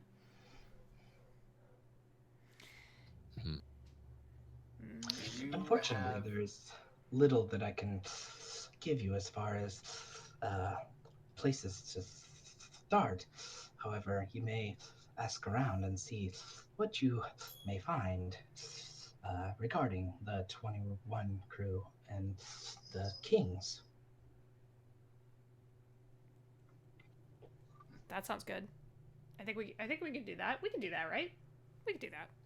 I believe in us. You ask lots of questions, but you offer a title. We will do this. Very good. If you will, I shall give you my personal, my personal code, so that you may call and report as you see fit. However, unfortunately, you will have to go about this on your own, as there is other work I must attend to. So Okay, basically, what he's saying is that if we He is die tiny. in that, yes, but if we die, then they have no knowledge of us. Got it. Understood. Look at this as your first test to becoming Starfinders. Well, that works. Let's do I'm that. really good at tests. Yeah. Oh, are you? That's good. That's good Yeah. to know. Does that mean you already know the answers to this? Because wouldn't that just simplify things if you already knew the answers and we just tell Chiskus? That would be too easy, and he wouldn't believe it even if it was true. Fair. That's a good... Mm-hmm. I'm thoroughly going to just... Yep. I say we find some gang members so I can hit more of them with my stick. I mean, yeah, I say either we find a computer and I can find some information. Maybe I can find what the police have on them, or we can go and find some kings. And just, Perfect. Let's do ask that. some questions.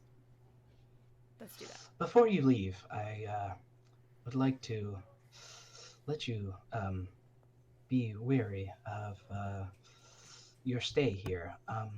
The Moons of Sleep Hotel can offer other Starfinders who have a little bit more experience out in the field than I do.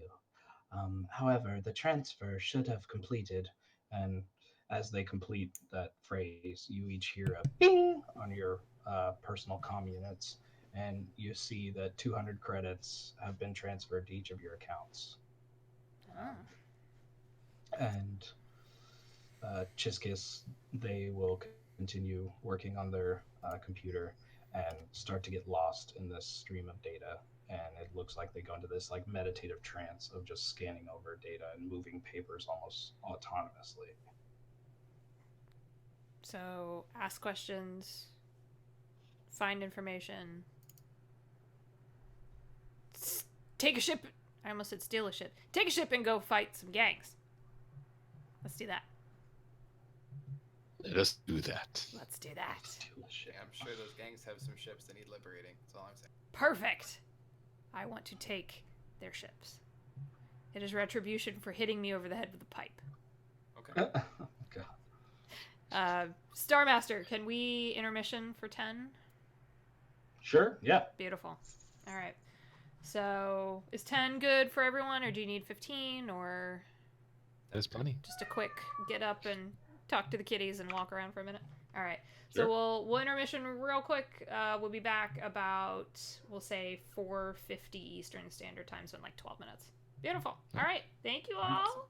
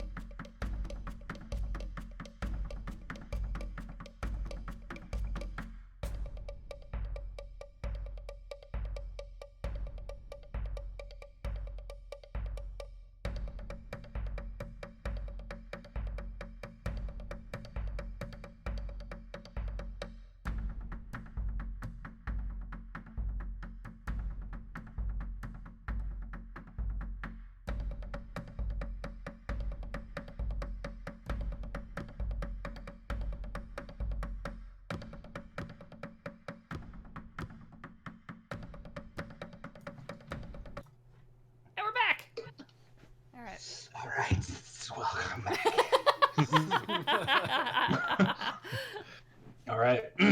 So, uh, you all have left the Lore Spire complex and making your way around Absalom Station.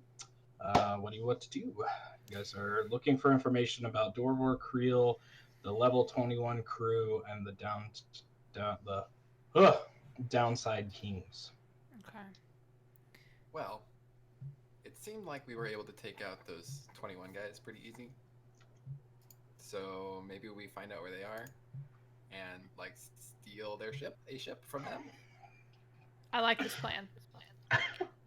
The small paper insect said, "Or Starfinders at the moons of sleep. They are the hunters, so we should learn from them." Also a good plan. I like it. Let's do that. And then we will steal their ship. Yes! I'm in. Let's do it. Yeah, I feel like talking to the Starfinders, probably they're gonna know Creel. It sounds like this is kind of his thing that he does, is meets the new recruits, so I would imagine a lot of them had contact with him. Let's go see if he's shady. If he's shady.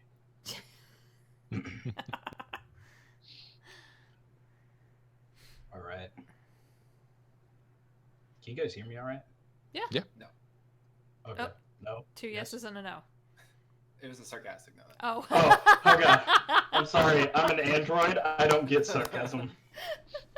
All right. So you guys each have 200 credits at your disposal. So if you guys want to stop for equipment or something, let me know. I mean, it's not. I mean, this is just a one shot. So if you like have Grab any money. ideas for equipment or anything that you want, just let me know and I can kind of like parse it out and we'll figure it out as we go. But so now you guys are headed to the moons of sleep, right? Mhm. All right. So you guys make your way over to the moons of sleep, and you walk in, and it's a you see just on the outside, it looks like just a generic hotel. It looks like many of the other what you assume would be hotels on the station. This one looks maybe a little bit cleaner, maybe a little bit better run. I'm thinking more kind of like the Continental from John Wick. If you look at that kind of, it's very members only kind of thing. However, it looks like there are some people here that you would never think would be Starfinders, but you see under some of their jackets they have like insignia, like Starfinder insignia, and they are carrying some pretty heavy gear with them. So as you guys make your way inside, you come into this big open area with these tall pillars, these tall granite pillars, and there's a reception desk, and then there's like a lobby with sort of like a bar off to the side, um, and it says Crater Bar. Crater Bar. That's good. Given that Starfinders are kind of renowned in the galaxy, would it be possible to rack our memories to see if we can recall any names or faces of people we might recognize? Make. I know. I'd say go ahead and make a culture check, I guess, Okay. just to see if you would make a culture check at advantage. Since I mean, you guys have been wanting to be part of this society, so I would assume that you have done research on them. You know, you applied for this, and you've applied yourself for this, so it's something that each of you had wanted. So I would assume you'd know something about them. Okay. I got a 14. 11. 11. Is there a way to apply advantage? Just click it twice. Just roll it twice, Okay. and then the higher of the two. I don't think Starfinder has like a Dang. Class skill. What can I say? All right. So Tannen and Ios, you guys, some names pop up, but it's not like the chances of finding a particular like Starfinder in a particular sector on a particular planet is slim to none. So you're kind of like getting your hopes up. You're like, oh man, I can meet so and so. Oh, I can meet this. Oh man, that would be so awesome. Oh my god, Beyonce. And then, oh yeah, Queen Bee is obviously a Starfinder. Come No doubt. on. No, Gwen Stefani's not, but Beyonce. Oh my god. Anyway, but Rice, you kind of like scan the crowd and you're thinking back and you're like, okay, we can, okay, mood to sleep. I feel like I've heard that before. Uh, mm, and then you look around and you see this Yosoki, short Yosoki gentleman moving through the crowd, dressed in very nice digs. Um, Looks very fancy and like dressed up and walking through the crowd, and you're like, I feel like that's the manager for this place. That's the manager for the Moons of Sleep. You have a good feeling that you've seen that face before. You've seen that Yosoki before. You know, he's got a cybernetic eye, and sort of like some cybernetic enhancements on the side. You feel pretty confident that that's him.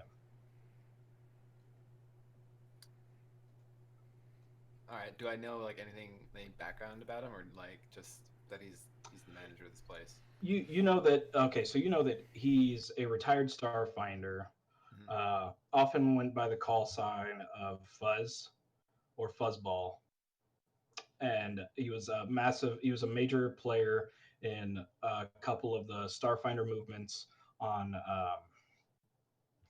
what's the planet? Sorry. So he was a major player in the treaty between the Pact Worlds and the Vesk's homeworld during the wars.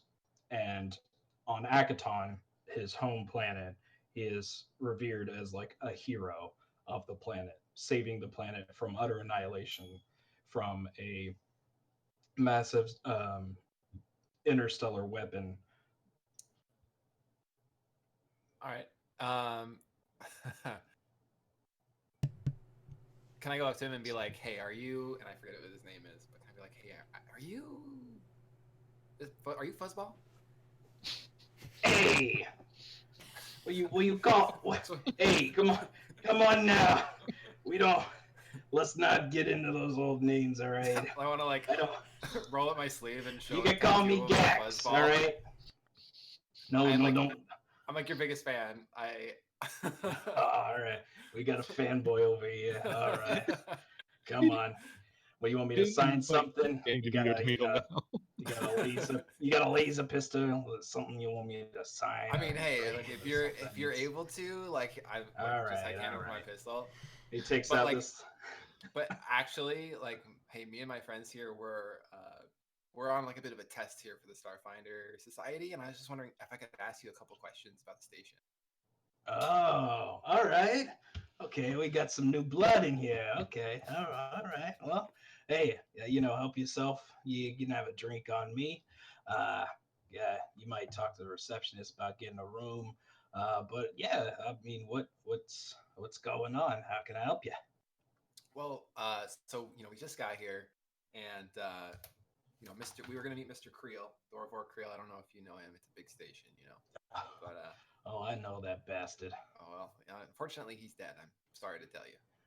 Well, I can't say I didn't see that coming. Oh yeah. Old Dorvor poking his nose into other people's business. He didn't have no right doing some of the things that he did. But that's dwarves for you.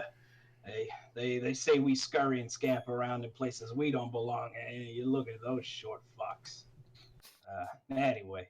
You should never meet your heroes. Let me tell you what. um. Well, like, what was he? What was he getting into? Well, he he'd gotten involved with some mining company. What's it called? They're like, oh, come on, the hard Scrabble Collective. Um, hard Scrabble Collective. That's what it's called. I think that's what it's called. anyway. They're a mining company. Yeah, it's a collective group.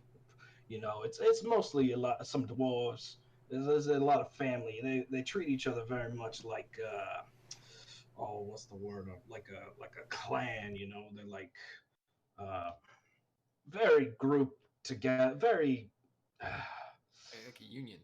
Yeah. It's a union. It's very unionized. You know, they get a job. They do the job.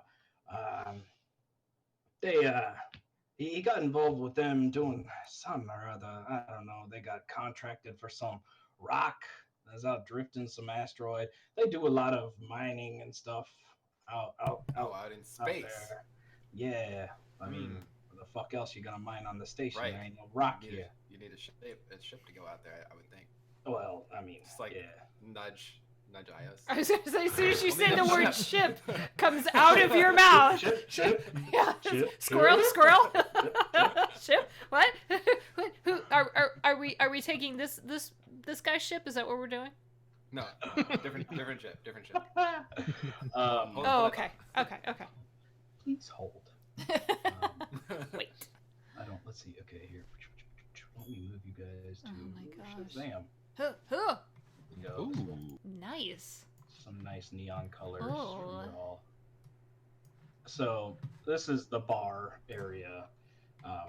It says Fusion Queen, but I just ripped it off of another Starfinder. So, but this is like the bar area over off to the side that he's kind of like close to and like pulling you guys over to kind of talk. So they're It's having kinda this hard to talk. conversation over the top of in the Yeah, background.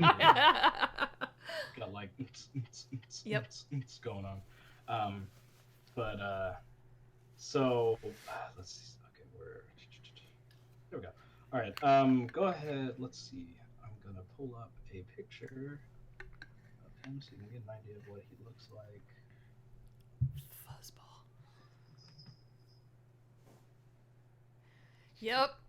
So this is kind of what he looks like. Got like a cybernetic guy, like a little dude, but he's not wearing his adventuring garb. Obviously, he's got kind of like a tux on, looking a little nice. And if I could have you guys roll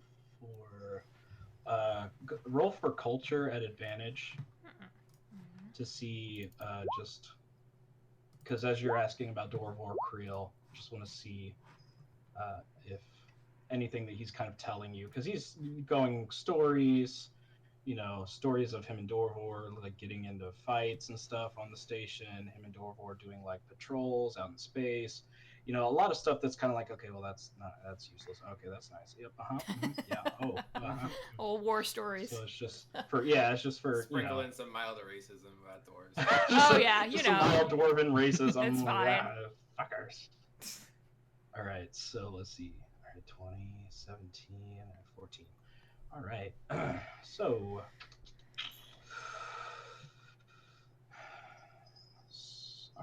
you met everything. All right, so essentially he gives you the following information about Dorvor. So he lets you know that Creel was a mid-ranking member of the Starfinder Society. Most of his work focused on mineral prospecting, but he also took interest in mentoring new and prospective members of the society. He is a native of Diaspora, the diffuse asteroid belt between Verces and Eodox. So he is a native of the asteroid belt and was known to have ties to dwarves and other mining groups in the region, as he mentioned the Hardscrabble Collective. An outspoken champion of miners' rights, Creel was active in challenging large corporate interests that exploited individual miners and laborers, including astral extractions. Creel had personally invested money in the Hardscrabble Collective. In addition, one of his cousins was a member of the group, but she died in a mining accident, the result of safety violations perpetrated by her employer, Astral Extractions. And as you guys hear these names, Astral Extractions and Hardscrabble Collective, I want you guys to use, do any of you have a minor or a corporate professional background? Nope. No. Okay. Go ahead and roll profession check. Well, not profession. Let's see. What do any of you have professions? What are you guys' professions? Just to see if they can kind of coincide with any of this. I'm an ace pilot, so no, probably Pilot, not. okay. Computers. Computers, okay. Make a okay. So, Rice. Make a. Let me see what it would be. Sorry. No, you're good. Make a computers check to search the sphere on astral extractions and the hard scrabble collective. So make 2 rolls, one for astral extractions and one for hard scrabble collective, to do some Okay. googling essentially and seeing what you can dig up. So Seeing what there's you could for, dig up on these names. There's for astral extraction and then hard scrabble. Dang. Ooh, All right, thanks. nice. Mm. Okay, so It's 15 all right here, for black and white. it's right here on Google. It says 10 cures for cancer that oh god. I had no idea I could just drink cat urine. That's... Oh God. Now you know. Come here, foot. All right, so 15 for astral extractions. So you found Astral Extractions is a powerful mining conglomerate with business ties throughout the Pact worlds.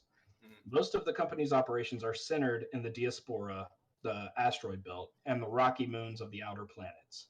But it's also started sending out scout vessels into the vast in search of new claims. So it's sending out these scouting vessels out just into space. And it recently hired one of the Hard Scrabble Collective ships, the Acreon, for one of these exploratory missions. You also learn that the public face of Astral Extractions is that of an ethical and respectable corporation. But outside of the public eye, some say the company uses hired muscle, corporate mercenaries, strike breakers, and even criminal elements as proxies to intimidate and threaten those who stand in its way. Um, okay, and what was the Hard Scrabble Collective's one? 21. 21. All right, damn. So the Hard Scrabble Collective is a clan of stubborn asteroid miners that operates primarily among the scattered planetoids of the diaspora. It has no offices or base of operations, but the clan members view the Armada, which the Armada is the essentially there's this giant belt of ships that are just constantly in orbit around Absalom Station. So instead of actually docking and staying on Absalom Station, they just stay in orbit and kind of like live out there. So it's called the Armada. It's essentially like a trailer park, if you would think about it, or like a gypsy gang, where it's just like a caravan of starships just circling this station. Um, they view that as their central gathering place. Collective crews hire their ships out to a wide variety of business people, including astral extractions, which recently employed them, the Acreon from the Hardscrabble Collective, to scout for new mining prospects out in the vast. So while they call themselves a clan, it's more of a cooperative business enterprise. So it's like a coalition of several ships, crews who've banded together. So it's very much like a union. It's a unionized, a bunch of humans, dwarves, androids, Yosoki, and far more. Um, but they're very tight knit. So it's a very tight knit union of miners. Um, and they look after each other.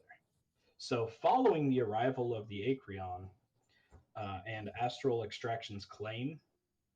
So you find these news articles of Acreon and Drift Rock, and you start digging into that, and you find this reading that recently, the past several days, the whereabouts of the ship Acreon missing, Drift Rock found in space. You see all these different headlines. You're like, what? What the fuck is all this?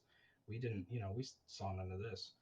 Um, you start reading and you find this like YouTube video, and for lack of better terms, YouTube video. Sorry, whatever it would be in Starfinder. I don't know, StarTube.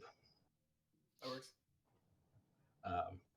You find this StarTube video, and so you like click on it and it starts to load. And as it loads, you kind of look up and Fuzz is like, "Hey, all right, well, if you need anything, you let me know. I got to get back to running business." Oh, of course, of course. Yeah. Hey, thanks for talking with us. Really appreciate it. So good to meet you. Yeah, no problem. Hey, here's your pistol back. I autographed it for you. Oh, thanks. And he autographed it, and you see some like wires and stuff kind of like dangling off and like attached to it. And he actually gave you +2 to it by attaching what looks like some weird laser pointer target finder onto it. So your laser pistol now has +2. Nice.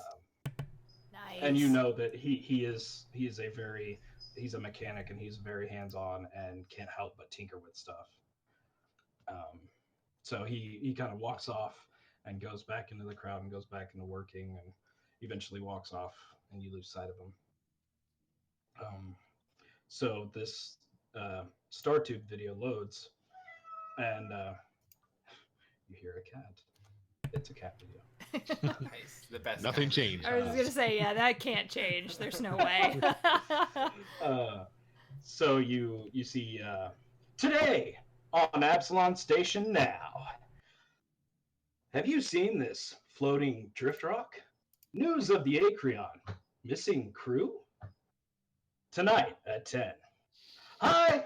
Welcome back. I'm Jason Stam, and you're watching Absalom Station Now. Recently, there's been a ship with its missing crew. Danielle, can you believe that? Oh, no, I can't, Jason. That's crazy news. It's been dragging a drift rock, for lack of better terms. Scientists still don't know what this mysterious asteroid is and where this crew has been. This ship has been quarantined outside of Absalom Station in safe space. So please, if you're out there, stay away from Absalom Station and stay away from the drift rock. Or I'm sorry, the Acreon, not Absalom Station.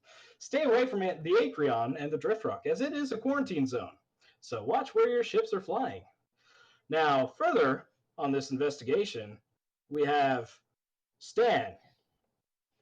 Well, yes, I represent the astral extractions, and we would just like to say that we are secure and safe in understanding that this is a recent development that has happened off-world and not under our permission. This mineral is clearly ours to keep. The Hardscrabble Collective has no proof or evidence claiming that this rock is theirs. It was under contracts which were agreed upon for our company to gain these minerals from the vast as the Hardscrabble Collective has found them. Breaching this contract is clearly unethical. There are no safety concerns with the crew, as we were given no signs of warning and no red alerts, no SOSs were sent out ahead of time. So we are just as much in sorrow for this loss of the crew. However, this asteroid does belong to Astral Extractions. Oh well, my goodness, Stan, that's tragedy. It's sad to hear that an entire crew of space cadets have just disappeared. It's odd. Have you ever seen anything like this before? I can't say that I have, but it's it is odd. But Astral Extractions ensures everyone that we are safe, organized, and we are looking into this with all of our resources, and we are finding more information as the day goes on. Soon, we will come to the conclusion with this drift rock and get everything handled with the Hardscrabble Collective. Thanks a lot, Stan. All right, Stacy, on over to you with the weather, and it just kind of cuts out and goes to advertisements, and you're just like, all right, this is stupid. So this ship called the Acreon has been floating out in a quarantine zone, dragging this drift rock behind it. And you get the sense that there's a debate between Astral Extractions and the Hardscrabble Collective over who actually owns it. Okay, so here's my thinking. Doravor had money in the Hardscrabble Collective, so they can't be terrible people, right? He was on their side, and then he was looking into stuff, and he was big on mining rights, and then we have this corporation, this big corporation out here, and they just suddenly have this rock with a crew that's just gone, and they don't have to worry about anything anymore. Seems awful suspicious. It's weird. I think the gangs were hired as mercenaries. And 3, I think we should take the ship and the drift rock and just go. Most of the ship. I'm secretly a pirate. That's all I want to do. Yar. But, well, so I'm wondering if chasing down the gangs is a lesson in futility. And I was being semi-serious where we take a ship out to the asteroid belt and we figure it out and bring proof back of I'm sure there's proof on the ship. People being bad. And then we bring it back and they give us the Starfinder. Do you get a badge? Is that how that works? Do we just like flash it like, hey, Starfinder, get out of the way? Huh. Is that how that Pretty sure that's how it works. Okay, If cool. It's not, that's how I'm doing it, so. I know, right? That's exactly how that works. I've been watching many, many, many Old West videos. That's you flash you do like the anyways, Yeah, okay. on the I'm hip. getting off track. Yeah, and you like flash it just a little bit in the subtle. Oh, Okay, sorry, I'm getting Marshall. off track. Yep, don't mess with me. Okay, I'm getting off track. We need a ship. We need a ship to get to the ship. Rice, you also have found that following the arrival of the A-Ground and Astral Extractions, their claim for the Drift Rock, the Scrabble Collective, it looks like they contracted a street gang called the Level 21 Crew to protect their members. And you've seen kind of like, as you scour the infosphere, you see these images of like protests outside of Astral Extractions with like these guys holding like guns with 21 emblazoned on a lot of their jackets and stuff. And they looked very similar to some of the guys that you gunned down at the docking bay. So you know that the Hardscrabble Collective did have ties with the Level 21 crew to kind of protect its interests. Like I said, guns for hire. Why would you hire a gun when you can just... There's a metaphor there that I'm not understanding. So I'm just going to go with it.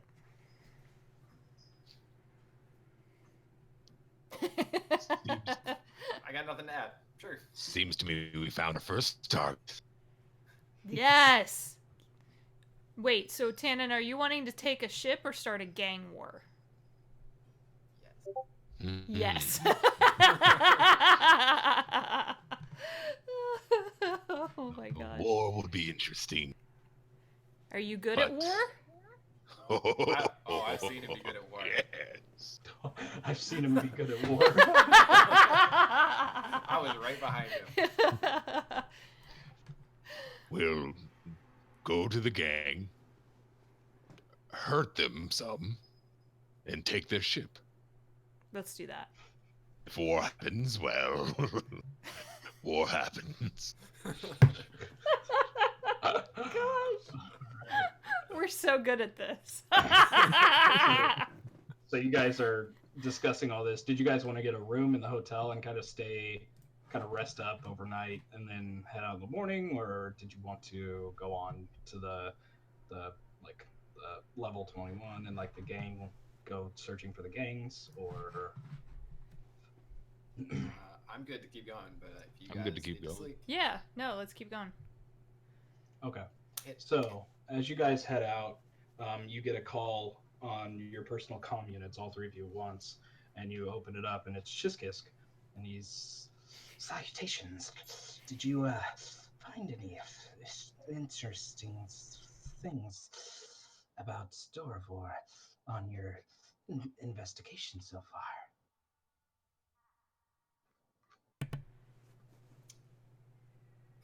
Yeah, we did. We found out that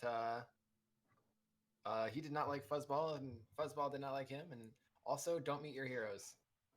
I think a big lesson we learned today. What are we talking about? You've met Oh, Gax, he is quite the speaker.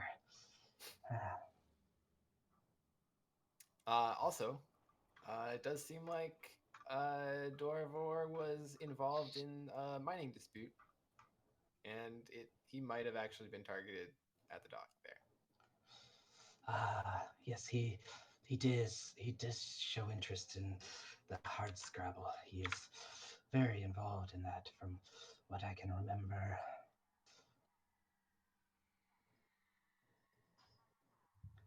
Anybody else want to chime in here? I mean, it just kind of sounds like two groups that got mad at each other, hired some people with bigger guns, and then shot at each other, and Dorvor kind of got himself caught in the middle.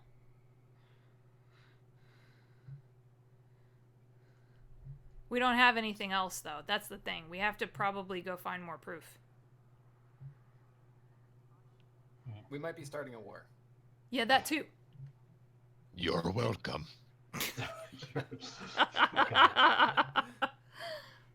Well, if it could be avoided, we would like to not have a war go on. I have a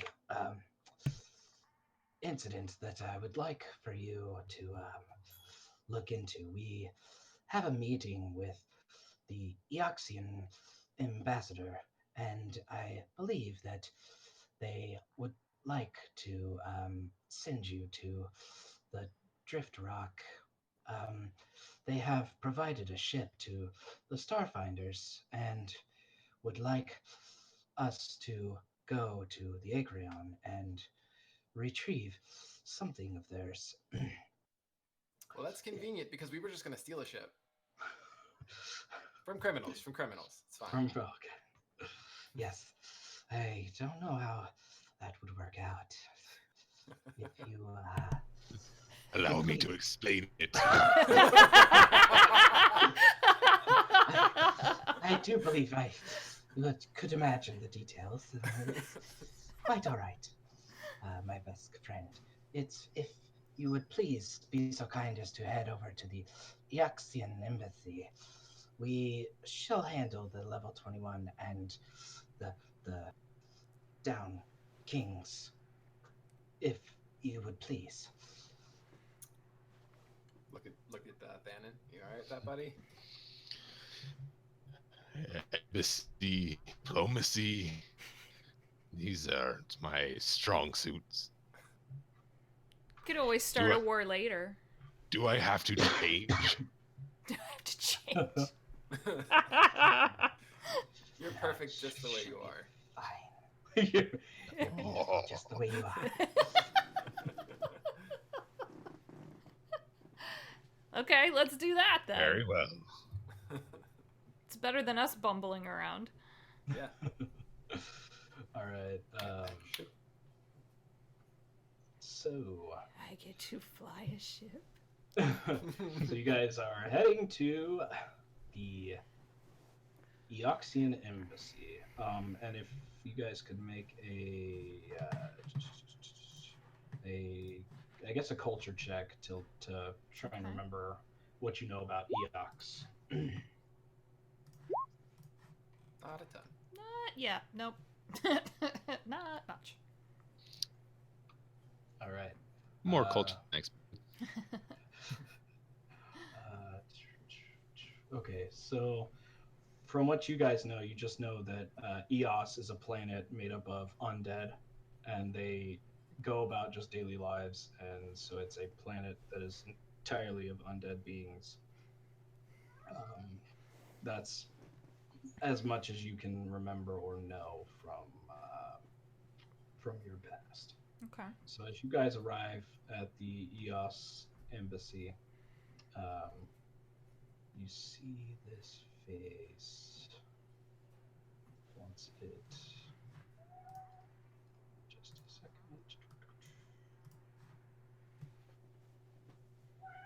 Oh, you guys are on the wrong. Sorry. There. Oh! Oh, jeez. Okay. So you see this thing comes up, for a meeting with me. I am certain you're aware of the recent interest in the prospecting ship Acreon and the asteroid being referred to as the Drift Rock. And I believe you're also acquainted with the dispute between Astral Extractions and the Hardscrapple Collective. Both parties are currently awaiting legal arbitration, but the wheels of justice often turn quite slowly. As a result, I've offered my services as a mediator in hopes of finding a solution that is equitable to both factions. The first step, of course, is learning the specifics of the opposing claims. Reports of your recent endeavors in dealing with some of Absalon Station's notorious gang members have led me to believe that you might be useful in undertaking this. You are new to the station, and you seem to possess a wide range of skills and abilities, so you have certainly not fallen for any biases. You are perfectly positioned as a neutral third party that could cut through all of the red tape surrounding this issue and get straight to the heart of the matter. I would like you to go to the Acreon, find out precisely what happened to its crew, and ascertain the value of its asteroid cargo, as well as determine whether this drift rock is truly as mysterious as the media claims. There is one additional detail that I'd like to ask for your help. Among its other cargo, the Acreon was carrying a package destined for the embassy. Of course, with the ship being quarantined, the package has been undeliverable. I've been eagerly awaiting its arrival, and I'd consider it a personal favor if you could find the package and bring it to me when you return to the station. It is clearly marked, so I don't imagine it will be too difficult to find. I will be willing to offer you 500 credits for your effort and 100 credits for retrieving this package and bringing it back to the embassy. Each. And you have a ship we can use? As a matter of fact, yes. I just discussed with Chiskisk that we have this nice ship. It is called the Hippocampus. I determined that you will find it very useful in your trip to the Acreon. I will be the judge of that. I am the pilot. I will be the judge of that. That face is gonna haunt my nightmares. That's that's terrifying. So All right. it leads you over. It leads you over. You're not too sure. It carries itself very regally, but doesn't really Oh, have any signs. so creepy. So it leads you over to this hangar, and if I could, how do I? Can you guys see this? No, Can maybe. see the thing that'll haunt my nightmares. Okay. There we go. Someone just asked in chat if that was the Crypt Keeper. Show to everyone. Can everybody see it now? Yes, Yes. yes, lovely. Oh Can you gosh. see it? Okay. So this leads you over to a hangar. This is the hippocampus. You will find that it is quite useful and should get you on your way to the Acreon. And you see the loading dock is down. It looks like supplies have been loaded on and it's ready to go. The engines are warmed up. You hear it kind of in the background. And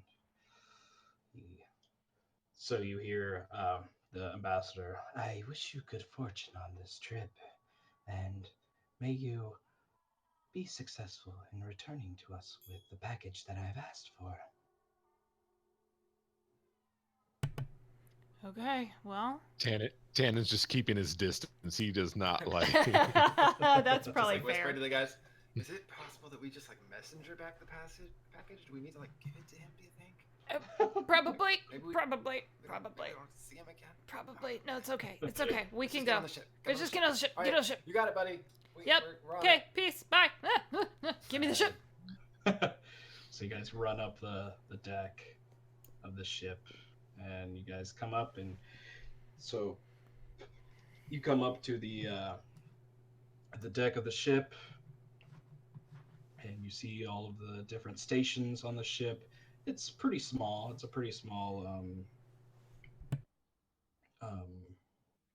area, but it looks like there's about four stations: one for engineering, one for gunning, and one for piloting, and one for like computers. So each of you can kind of take up your position as you want. So the way that like Starship combat works, you'll each need to be in one of those positions um, to make rolls for it. So you'll need a pilot for sure.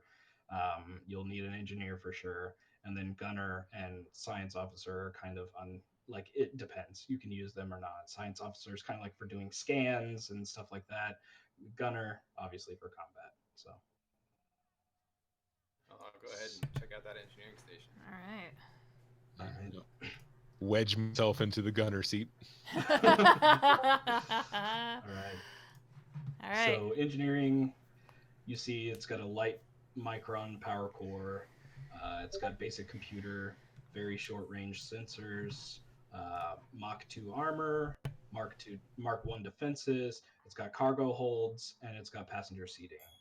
And then for piloting, you see that it has a speed of 6. It's got perfect maneuverability, and it is a small shuttle. Yes. And then gunner, you see that it has forward light laser cannons, and its shields are 10. It has 3 shields on the forward, 2 shields on the port, Okay. and 2 on the starboard, and 3 on the aft. And it's got an armor class of 14, and it's got a targeting lock of 13, and an HP of 35. So, All right. so you guys are in. It is booted up.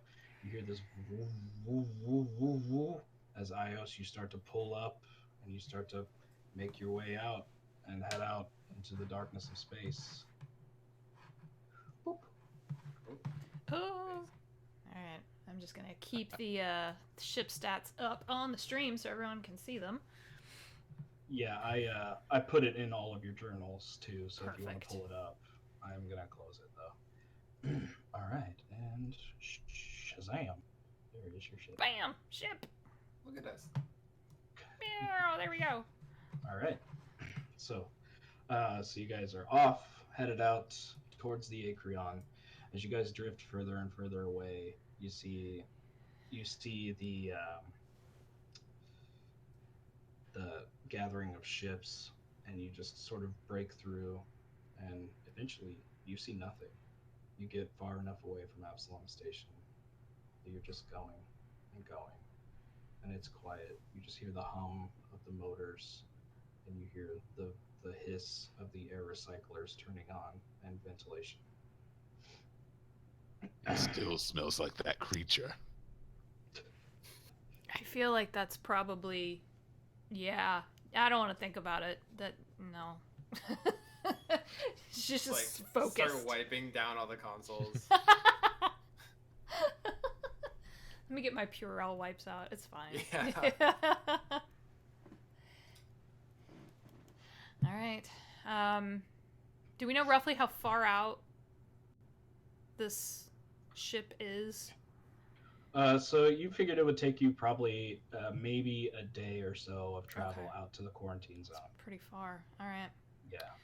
Okay. So I'm gonna do my pilot thing and keep an eye out for danger and just tell Tannen, hey, if there's bad things that come our way, you shoot them. Yeah.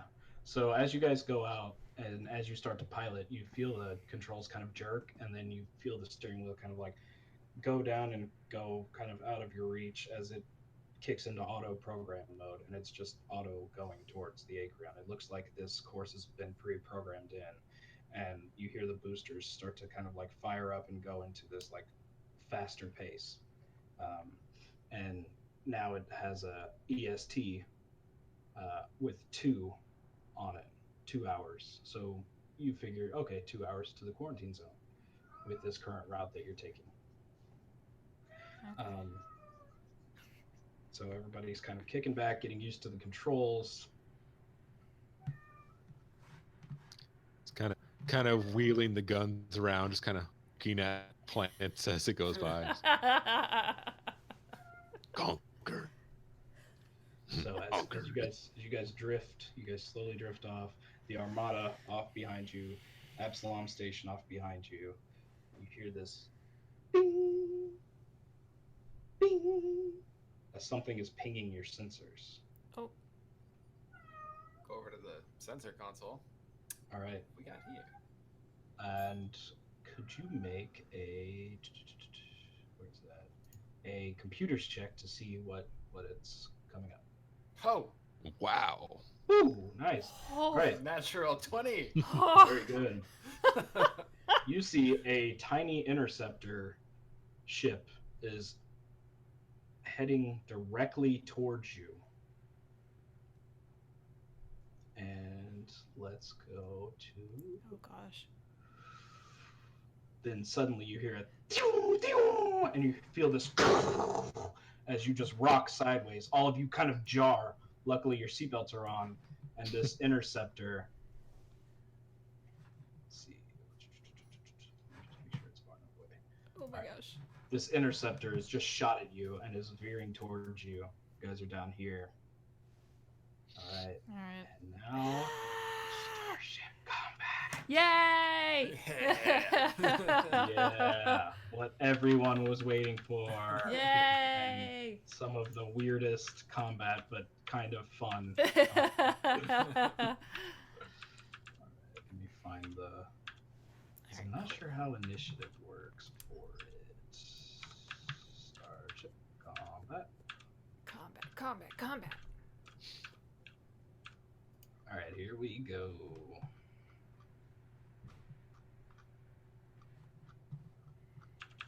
Okay, that's building a starship. We don't need to do that. Building the starship. I love that. All right, almost there. There we go. Okay, Starship Combat. Starship All right, so you each have your roles. So we are going to say Ios is the pilot, Mm-hmm. Rice is the engineer, and Tannen is the gunner, correct? Yes. Okay. Alrighty.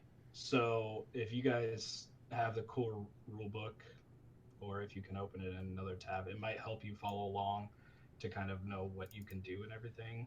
I'll give you the page numbers for each of your sections. So for the pilot, it's page 324 is the actions that you can take as a pilot on Okay. your on your starship's turn. For the engineer, it is page 323, and for the gunner, it is page 324. Okay, cool. Cool.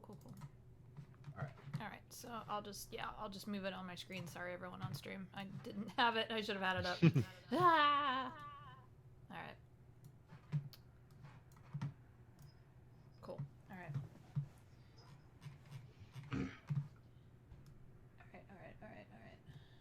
All right, and let me see about. Okay, so like combat between characters, starship combat occurs over a number of rounds until one side flees, surrenders, or is defeated. Unlike rounds in combat between characters, a round of starship combat doesn't correlate to a specific amount of time. Each round of starship combat is divided up into 3 phases, resolved in order. Each character aboard a starship typically acts in only one of these phases, depending on her role on the starship. So you do engineering. The engineers on all ships, if present, each take an action to repair the starship's given systems or give them a boost. These actions occur simultaneously, so they can be resolved in any order. So essentially, the first round of starship combat, both ships, that your ship and the enemy ship, will have an engineering phase. And so both of you will do your engineering action. Then the next phase is helm phase. So the helm phase, each starship's pilot attempts a piloting check. The pilot with the lowest result must move his starship first, followed by the next lowest until all the starships have moved. This check is repeated each round during the helm phase so that the order of movement can change so that you can kind of, it's not just like a constant initiative order, you know? Okay. It's based on your piloting skills, based on basically how well you can maneuver your vehicle. If a starship has no one in the pilot role, that starship acts as if the pilot rolled a 0. If there's a tie, pilot with fewer ranks in the piloting skill must go first. And if there's still a tie, The two pilots should roll another piloting check and compare the results.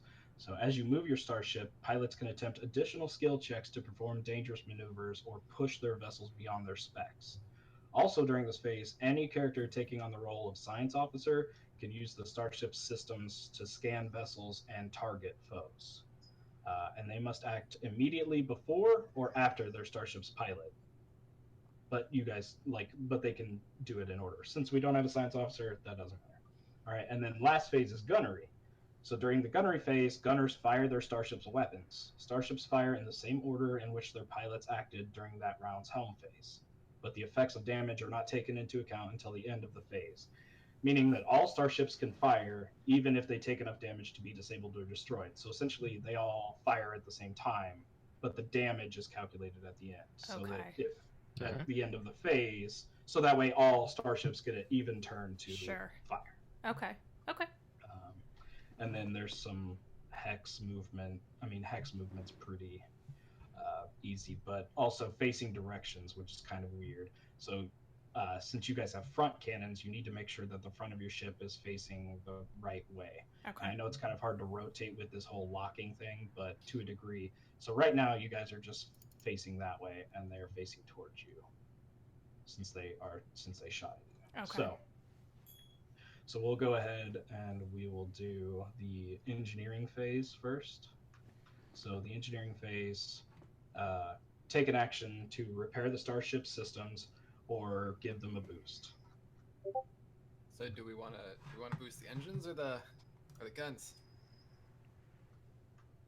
You want to blow them out of the sky, Tannen? Oh yeah. Boosting the guns. Boosting the guns. All right. So are you diverting auxiliary power? Or diverting auxiliary power to the guns. It's an engineering check, correct? All right. Yeah. So the DC is 10 plus 2 times your ship's tier. So what is your ship's tier? It is tier 1 quarter. Tier 1? Tier 1 quarter? One Okay. quarter, 25.25. So 12 divided by 4, so 3. So your DC is 3. I would hope that You got this. or is that the other Elementary, way? my dear Oh, wait. Watson. Oh no, 10 plus 2 times a quarter, so 1/2. 10 plus a half, so it's 10. So you need a 10 to do it. All right, so and you sent it to the guns? The right? guns. Each damage die that rolls a 1 this round as having rolled a 2 instead. So that's what auxiliary power to the guns does. Okay. So, and the other ship is going to go, and it is. All right. All right. So now we will move on to the helm phase. Okay. So you have to attempt a piloting check, as do I. Okay.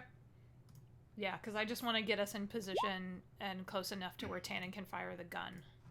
Yeah, so right now we're just doing a piloting check to Yeah. see who moves first. Gotcha. 25. Nice. All right. So I believe the lowest one moves 1st, and then you guys. So I will move first, and my speed is fast.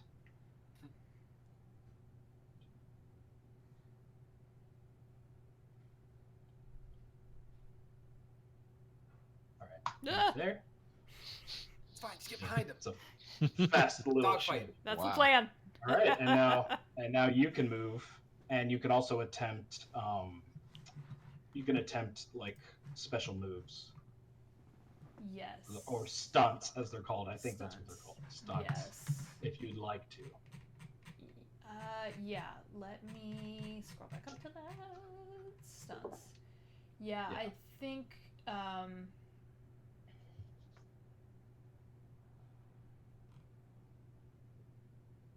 So you can back off, barrel roll, evade, flip and burn, fly by, Right.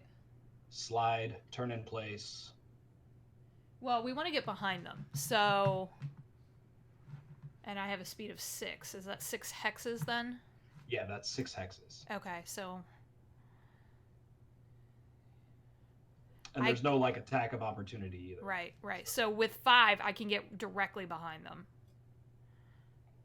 I just can't move my little dude. Oh, you can't. Oh, that's right. Shit, I did it on the other one. Sorry. No, it's okay. But I can actually, I should be able to maneuver and get behind them to put Tannen in a position to fire at their butt. There you go. You should be able to move it. And by that, And then, like and make spinning sure them. that you rotate right. it the right direction. This is the fun part. Yeah, I think that's Yeah. right. Yeah. All right. I appreciate your pilot stuff. All right, and you didn't want to attempt any.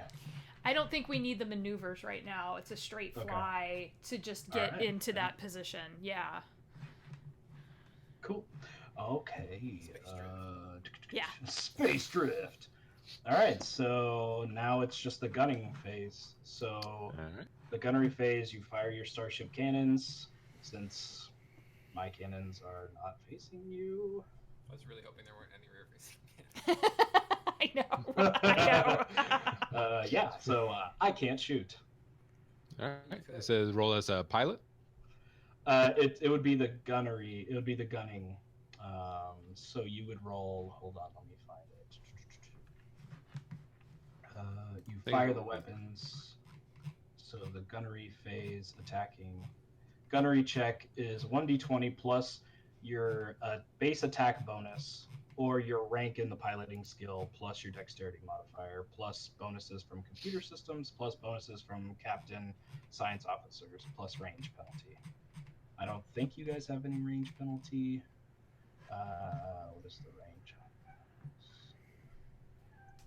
So are you in the light laser cannon or are you in the turret coil gun? Which one are you going to use to attack? I mean, either one. Where do we have the turret gun? I mean, a little late now, but... The turret gun's just, I think it's on bottom. It's like a swivel gun just on the bottom of the ship. Yeah. So you just make a d20 check. And then, so it's a... You know, the fantastic effort to get us right here. So we're going to go with the front lasers. Do it.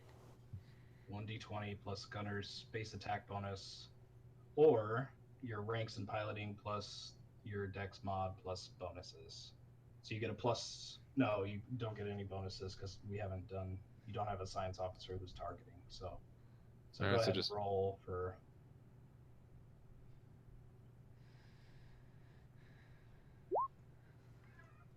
Oh shoot. All right.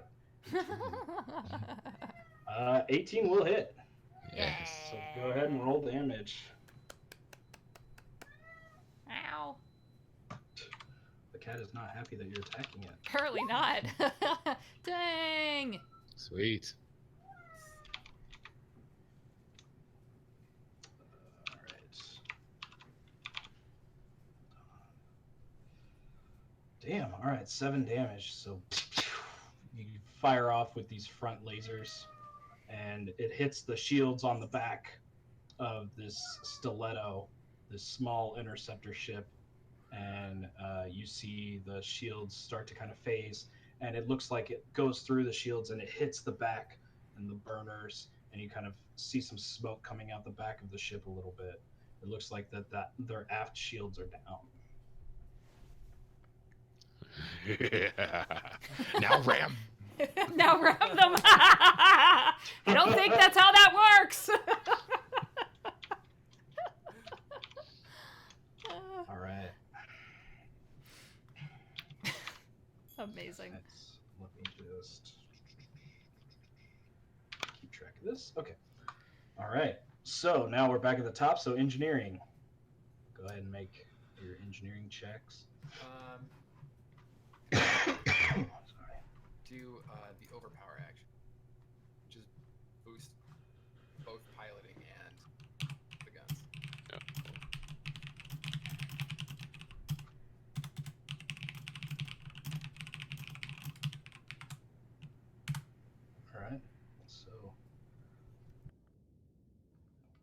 All right, so overpower. So your DC is 10 plus 3 times a quarter. So your DC is like 11.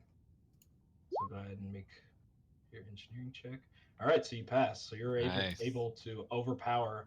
You click some buttons, you send it, and you kind of feel this rumbling as you see the turrets just sort of start to like get this electrical glitter and like start to like start charging up.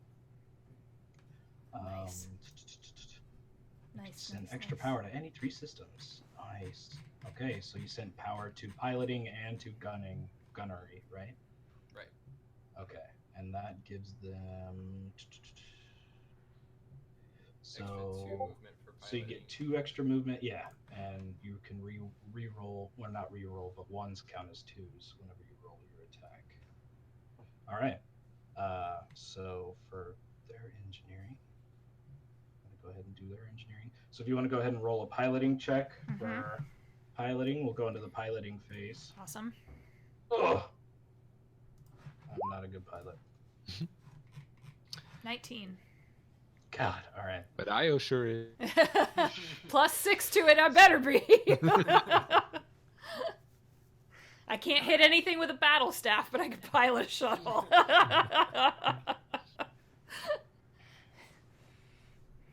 The entire time you hear her grumbling about, love this. Frickin'. Wow. All right. So it is going. This ship is going to attempt to.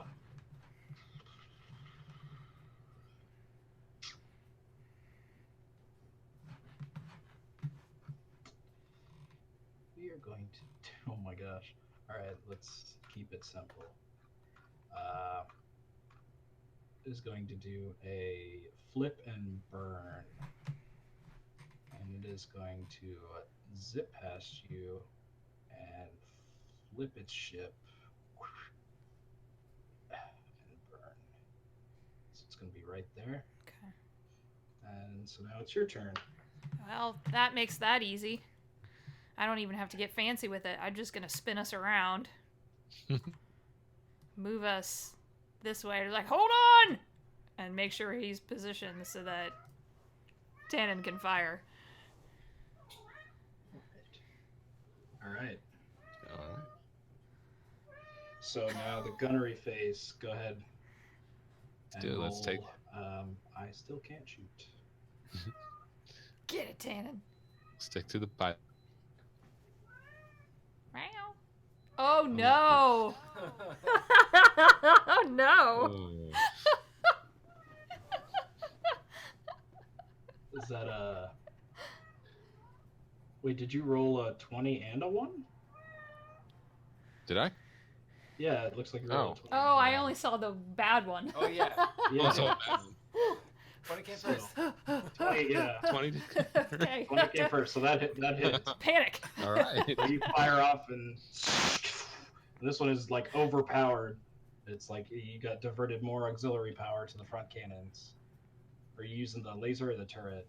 Okay. The front lasers again. All right. So in that one counts as a 2 since it was diverted power. So 6. So it's 6 damage. And Nice. this is towards the front shields. So you see the front shields sort of glisten as it takes one of the hits, and then it just goes out, and you see these shots glance off against its chassis, and it just kind of rips parts off, and parts go off flying into space. And you see some more smoke coming out as it takes. Ram them. You're really into this whole spaceship to spaceship ramming thing. What is going on? You have a gun. Back to the top. So engineering, go ahead. Going to go ahead and try and overpower as we did before. Right. Get both Nice. up. Engineering. Dang. +9. Really helping. Oof. Yeah.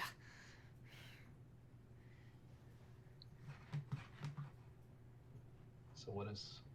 Oh God, 19. Okay, yeah. So yep. So you divert it again. So you get 2 extra speed, and then you get a half, or you get every one that you roll on damage is treated as a 2. Jeez. All right. So, and then they will attempt to patch up their ship because it's taking damage. All right. So they. All right. So now piloting. Mm-hmm. You betcha. That was not good. That was a natural 1. I have All been right, cursed. So you'll move first. Okay, well then I think we will. Yeah, I think we will move. Be ready, Tannen! And move. I'm gonna move up away from them just a little bit and spin so that we're facing down on them to fire. All right. Kind of like that. Yeah, the whole tilt thing All is right. weird. And you don't see them move this round. So now it's the gunnery phase.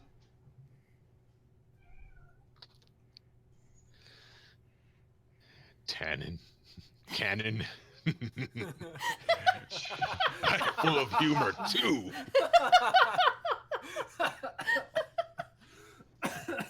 All right, that misses.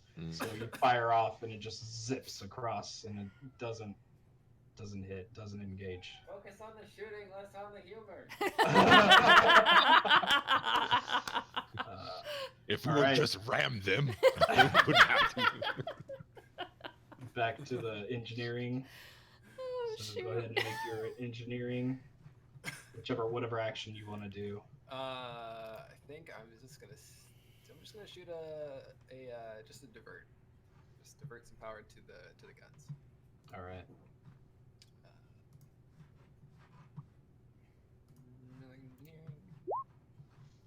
Nice. All right, nice. So diverting it to the guns. All right, now piloting. Yep. Let's do better this time. Go ahead. 12. Ooh. Yeah, so I guess I'll move first because let's see, what maneuvers can I do? Chat says ram them. Ram them. So they are going to. Watch, they're gonna ram us. I know. That's what I'm scared of.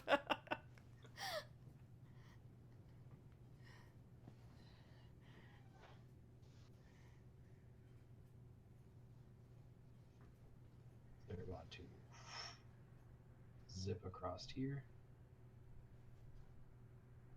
And then rotate. They fast. Damn. There you go. Now it's your turn. Okay. I can't ram them, Tannen. They move too fast. So I'm just gonna. So we're gonna go straight up there, and I'm pretty sure I can fire like straight at them. Yeah. Down on them if I just tip just a little bit. Get up, Tannen. Yeah, you can hit them. All right. So now gunnery phase. Now we're both facing each other. Oh, I get to shoot. Finally. Unleash hell. All right. So I will roll. Whew! Ooh. Oh god damn it. All right. Ready on the So- patching. Yep. 15. So go ahead and make your damage rolls. And I will go ahead and make mine as well. No.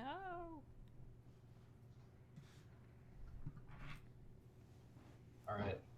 So that is going to be 8 plus. Okay. Ugh. So you take 10 points of damage to your front shields. Okay. And with critical rules, let's see, where's it at? There's a critical rule. Critical damage is scored whenever a gunnery check results in a natural 20. The critical range is expanded. Okay, yeah. Okay, so roll a D100, Captain. Who's that? I assume that's The close to pilot. Captain. That'd be you. This- Oh, Sorry. Okay. Oh gosh. All right. Whoever's driving. 76. 76. All right. It hits the engines. Oh no. So your engines are. Let's see. Where's that? Your engines are glitching. So you take a -2 penalty to all pilot actions. Oh. I can fix this. So Yeah. your engines I got are, it. it critically hits your engines and it's just. No. It's only So mildly you on feel it fire. Kind of, fine. all right. So pilot or engineering action. All right, I'm gonna go ahead and patch. All right. Go ahead and attempt your engineering check. Engineering. Oof. Jeez. Nice. Holy crap. Jeez. What damage? Yeah. It's All fine. right, so Rewind this You- here and put this yeah, in there. so you are able to patch, and so now you no longer have that -2 to your piloting check. The systems are Cool. all running. Systems are all operational. So now piloting check. Okay. I keep clicking on the wrong thing. Okay. There we go. 20. Nice. All right, 20. Nice. 20. All right, so this ship is going to.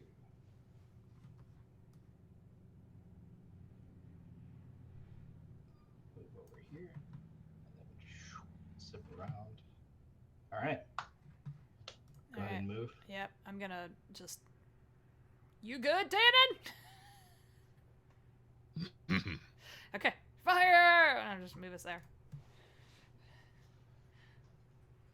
All right. All right, and then gunnery phase. Go ahead and roll. Dang. Yes. Nice. Oh, fuck. All right, so you hit. Suck it! I miss. I'm guessing. What's the AC of the ship? 14. Okay, yeah. All right. So go ahead and roll for damage. Whew, nice. Woohoo! All right, 7 damage. Very good. All right. Engineering phase. Gonna go ahead and divert power to the pilot. The engine. Dang. +2. There was never a doubt. Yeah. Your engineering checks are crazy. I have a +11 in computers. It's so. amazing. All right, so you divert the power again. All right, piloting checks. I'm getting you very close. I'm going to get you very close if I can. All right. Closer. Closer. Ram them. Ram 'em. 18. 18. All right, so I act first.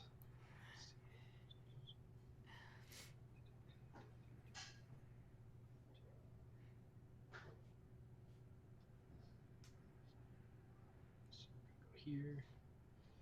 And whoop. All right. You know what? You said it, Tannen. Here we go. Ah! If I'm going out, I'm going out in a blaze of glory. All right, and then gunnery. Oh. Oof. No! Nice. You're so close. Oh God! No! Jeez. I'm sorry. And that's with the EMP cannon too. We Wow. are gonna die. So Ram 'em. Ram! let me see the where only it's option it's left. critical. Okay, here we go. So all right, so where is it at? I need you to roll another D100. No. Captain. Captain. 97. Ooh. All right, 97. So your power core. So all engineering actions except hold it together and patch are -2. Or wait. Since it was with the EMP cannon, they are pushed to Damn it. -4. Yeah. Except Because it pushes it from glitch to malfunctioning since it was the EMP cannon. However, you don't take any damage. It just moves your glitching condition further. Damn So it. now you have a -4 to your engineering checks. Okay. I mean, Except to patch or to hold it together. Since it hit your You power. say that now, and then when you roll the natural 1. All right. All right, so go ahead, engineering. So our front shields are down, right? They're down. Yes, your front Alright, shields are let's, down.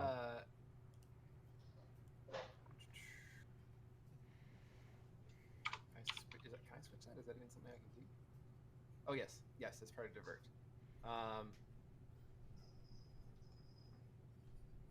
Yeah, okay. Let's divert power to the forward shields then.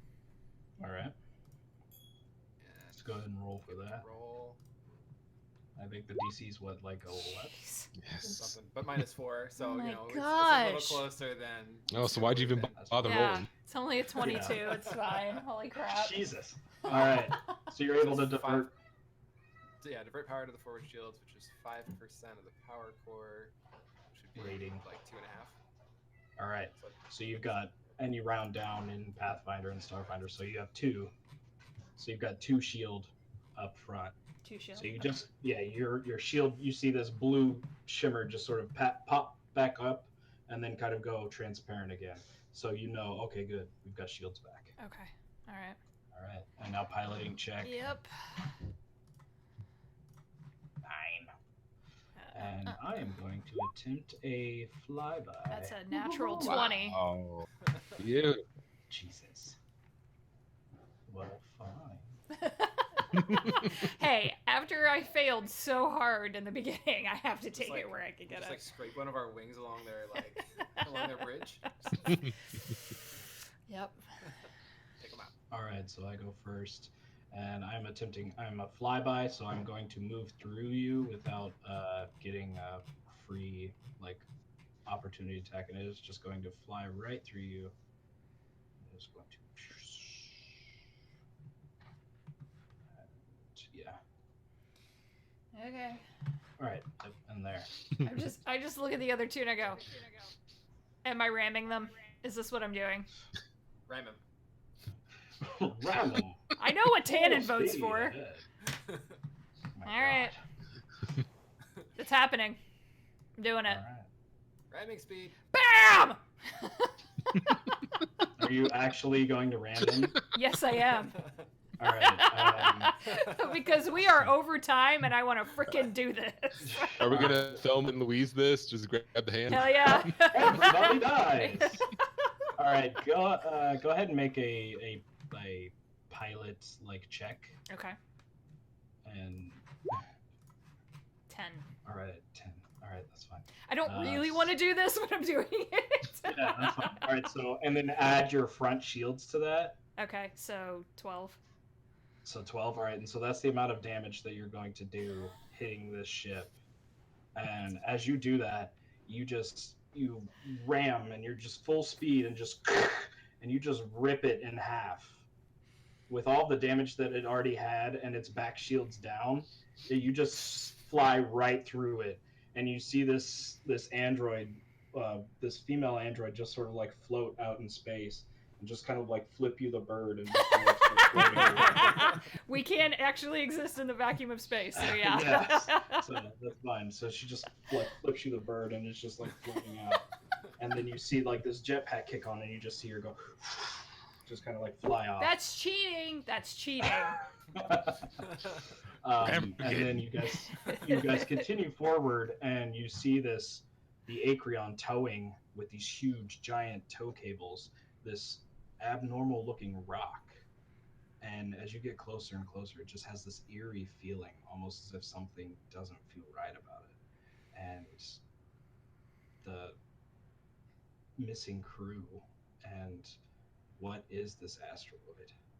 And as you go forward exploring this deep space, these mysteries will continue to haunt the back of your mind.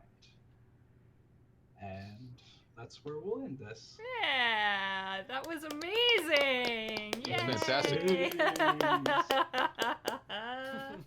Oh my gosh. Oh, I love this so much. All right. So ram them. There's so many people that ram them already, for God's sakes. Just do Ram them. Oh, don't, please.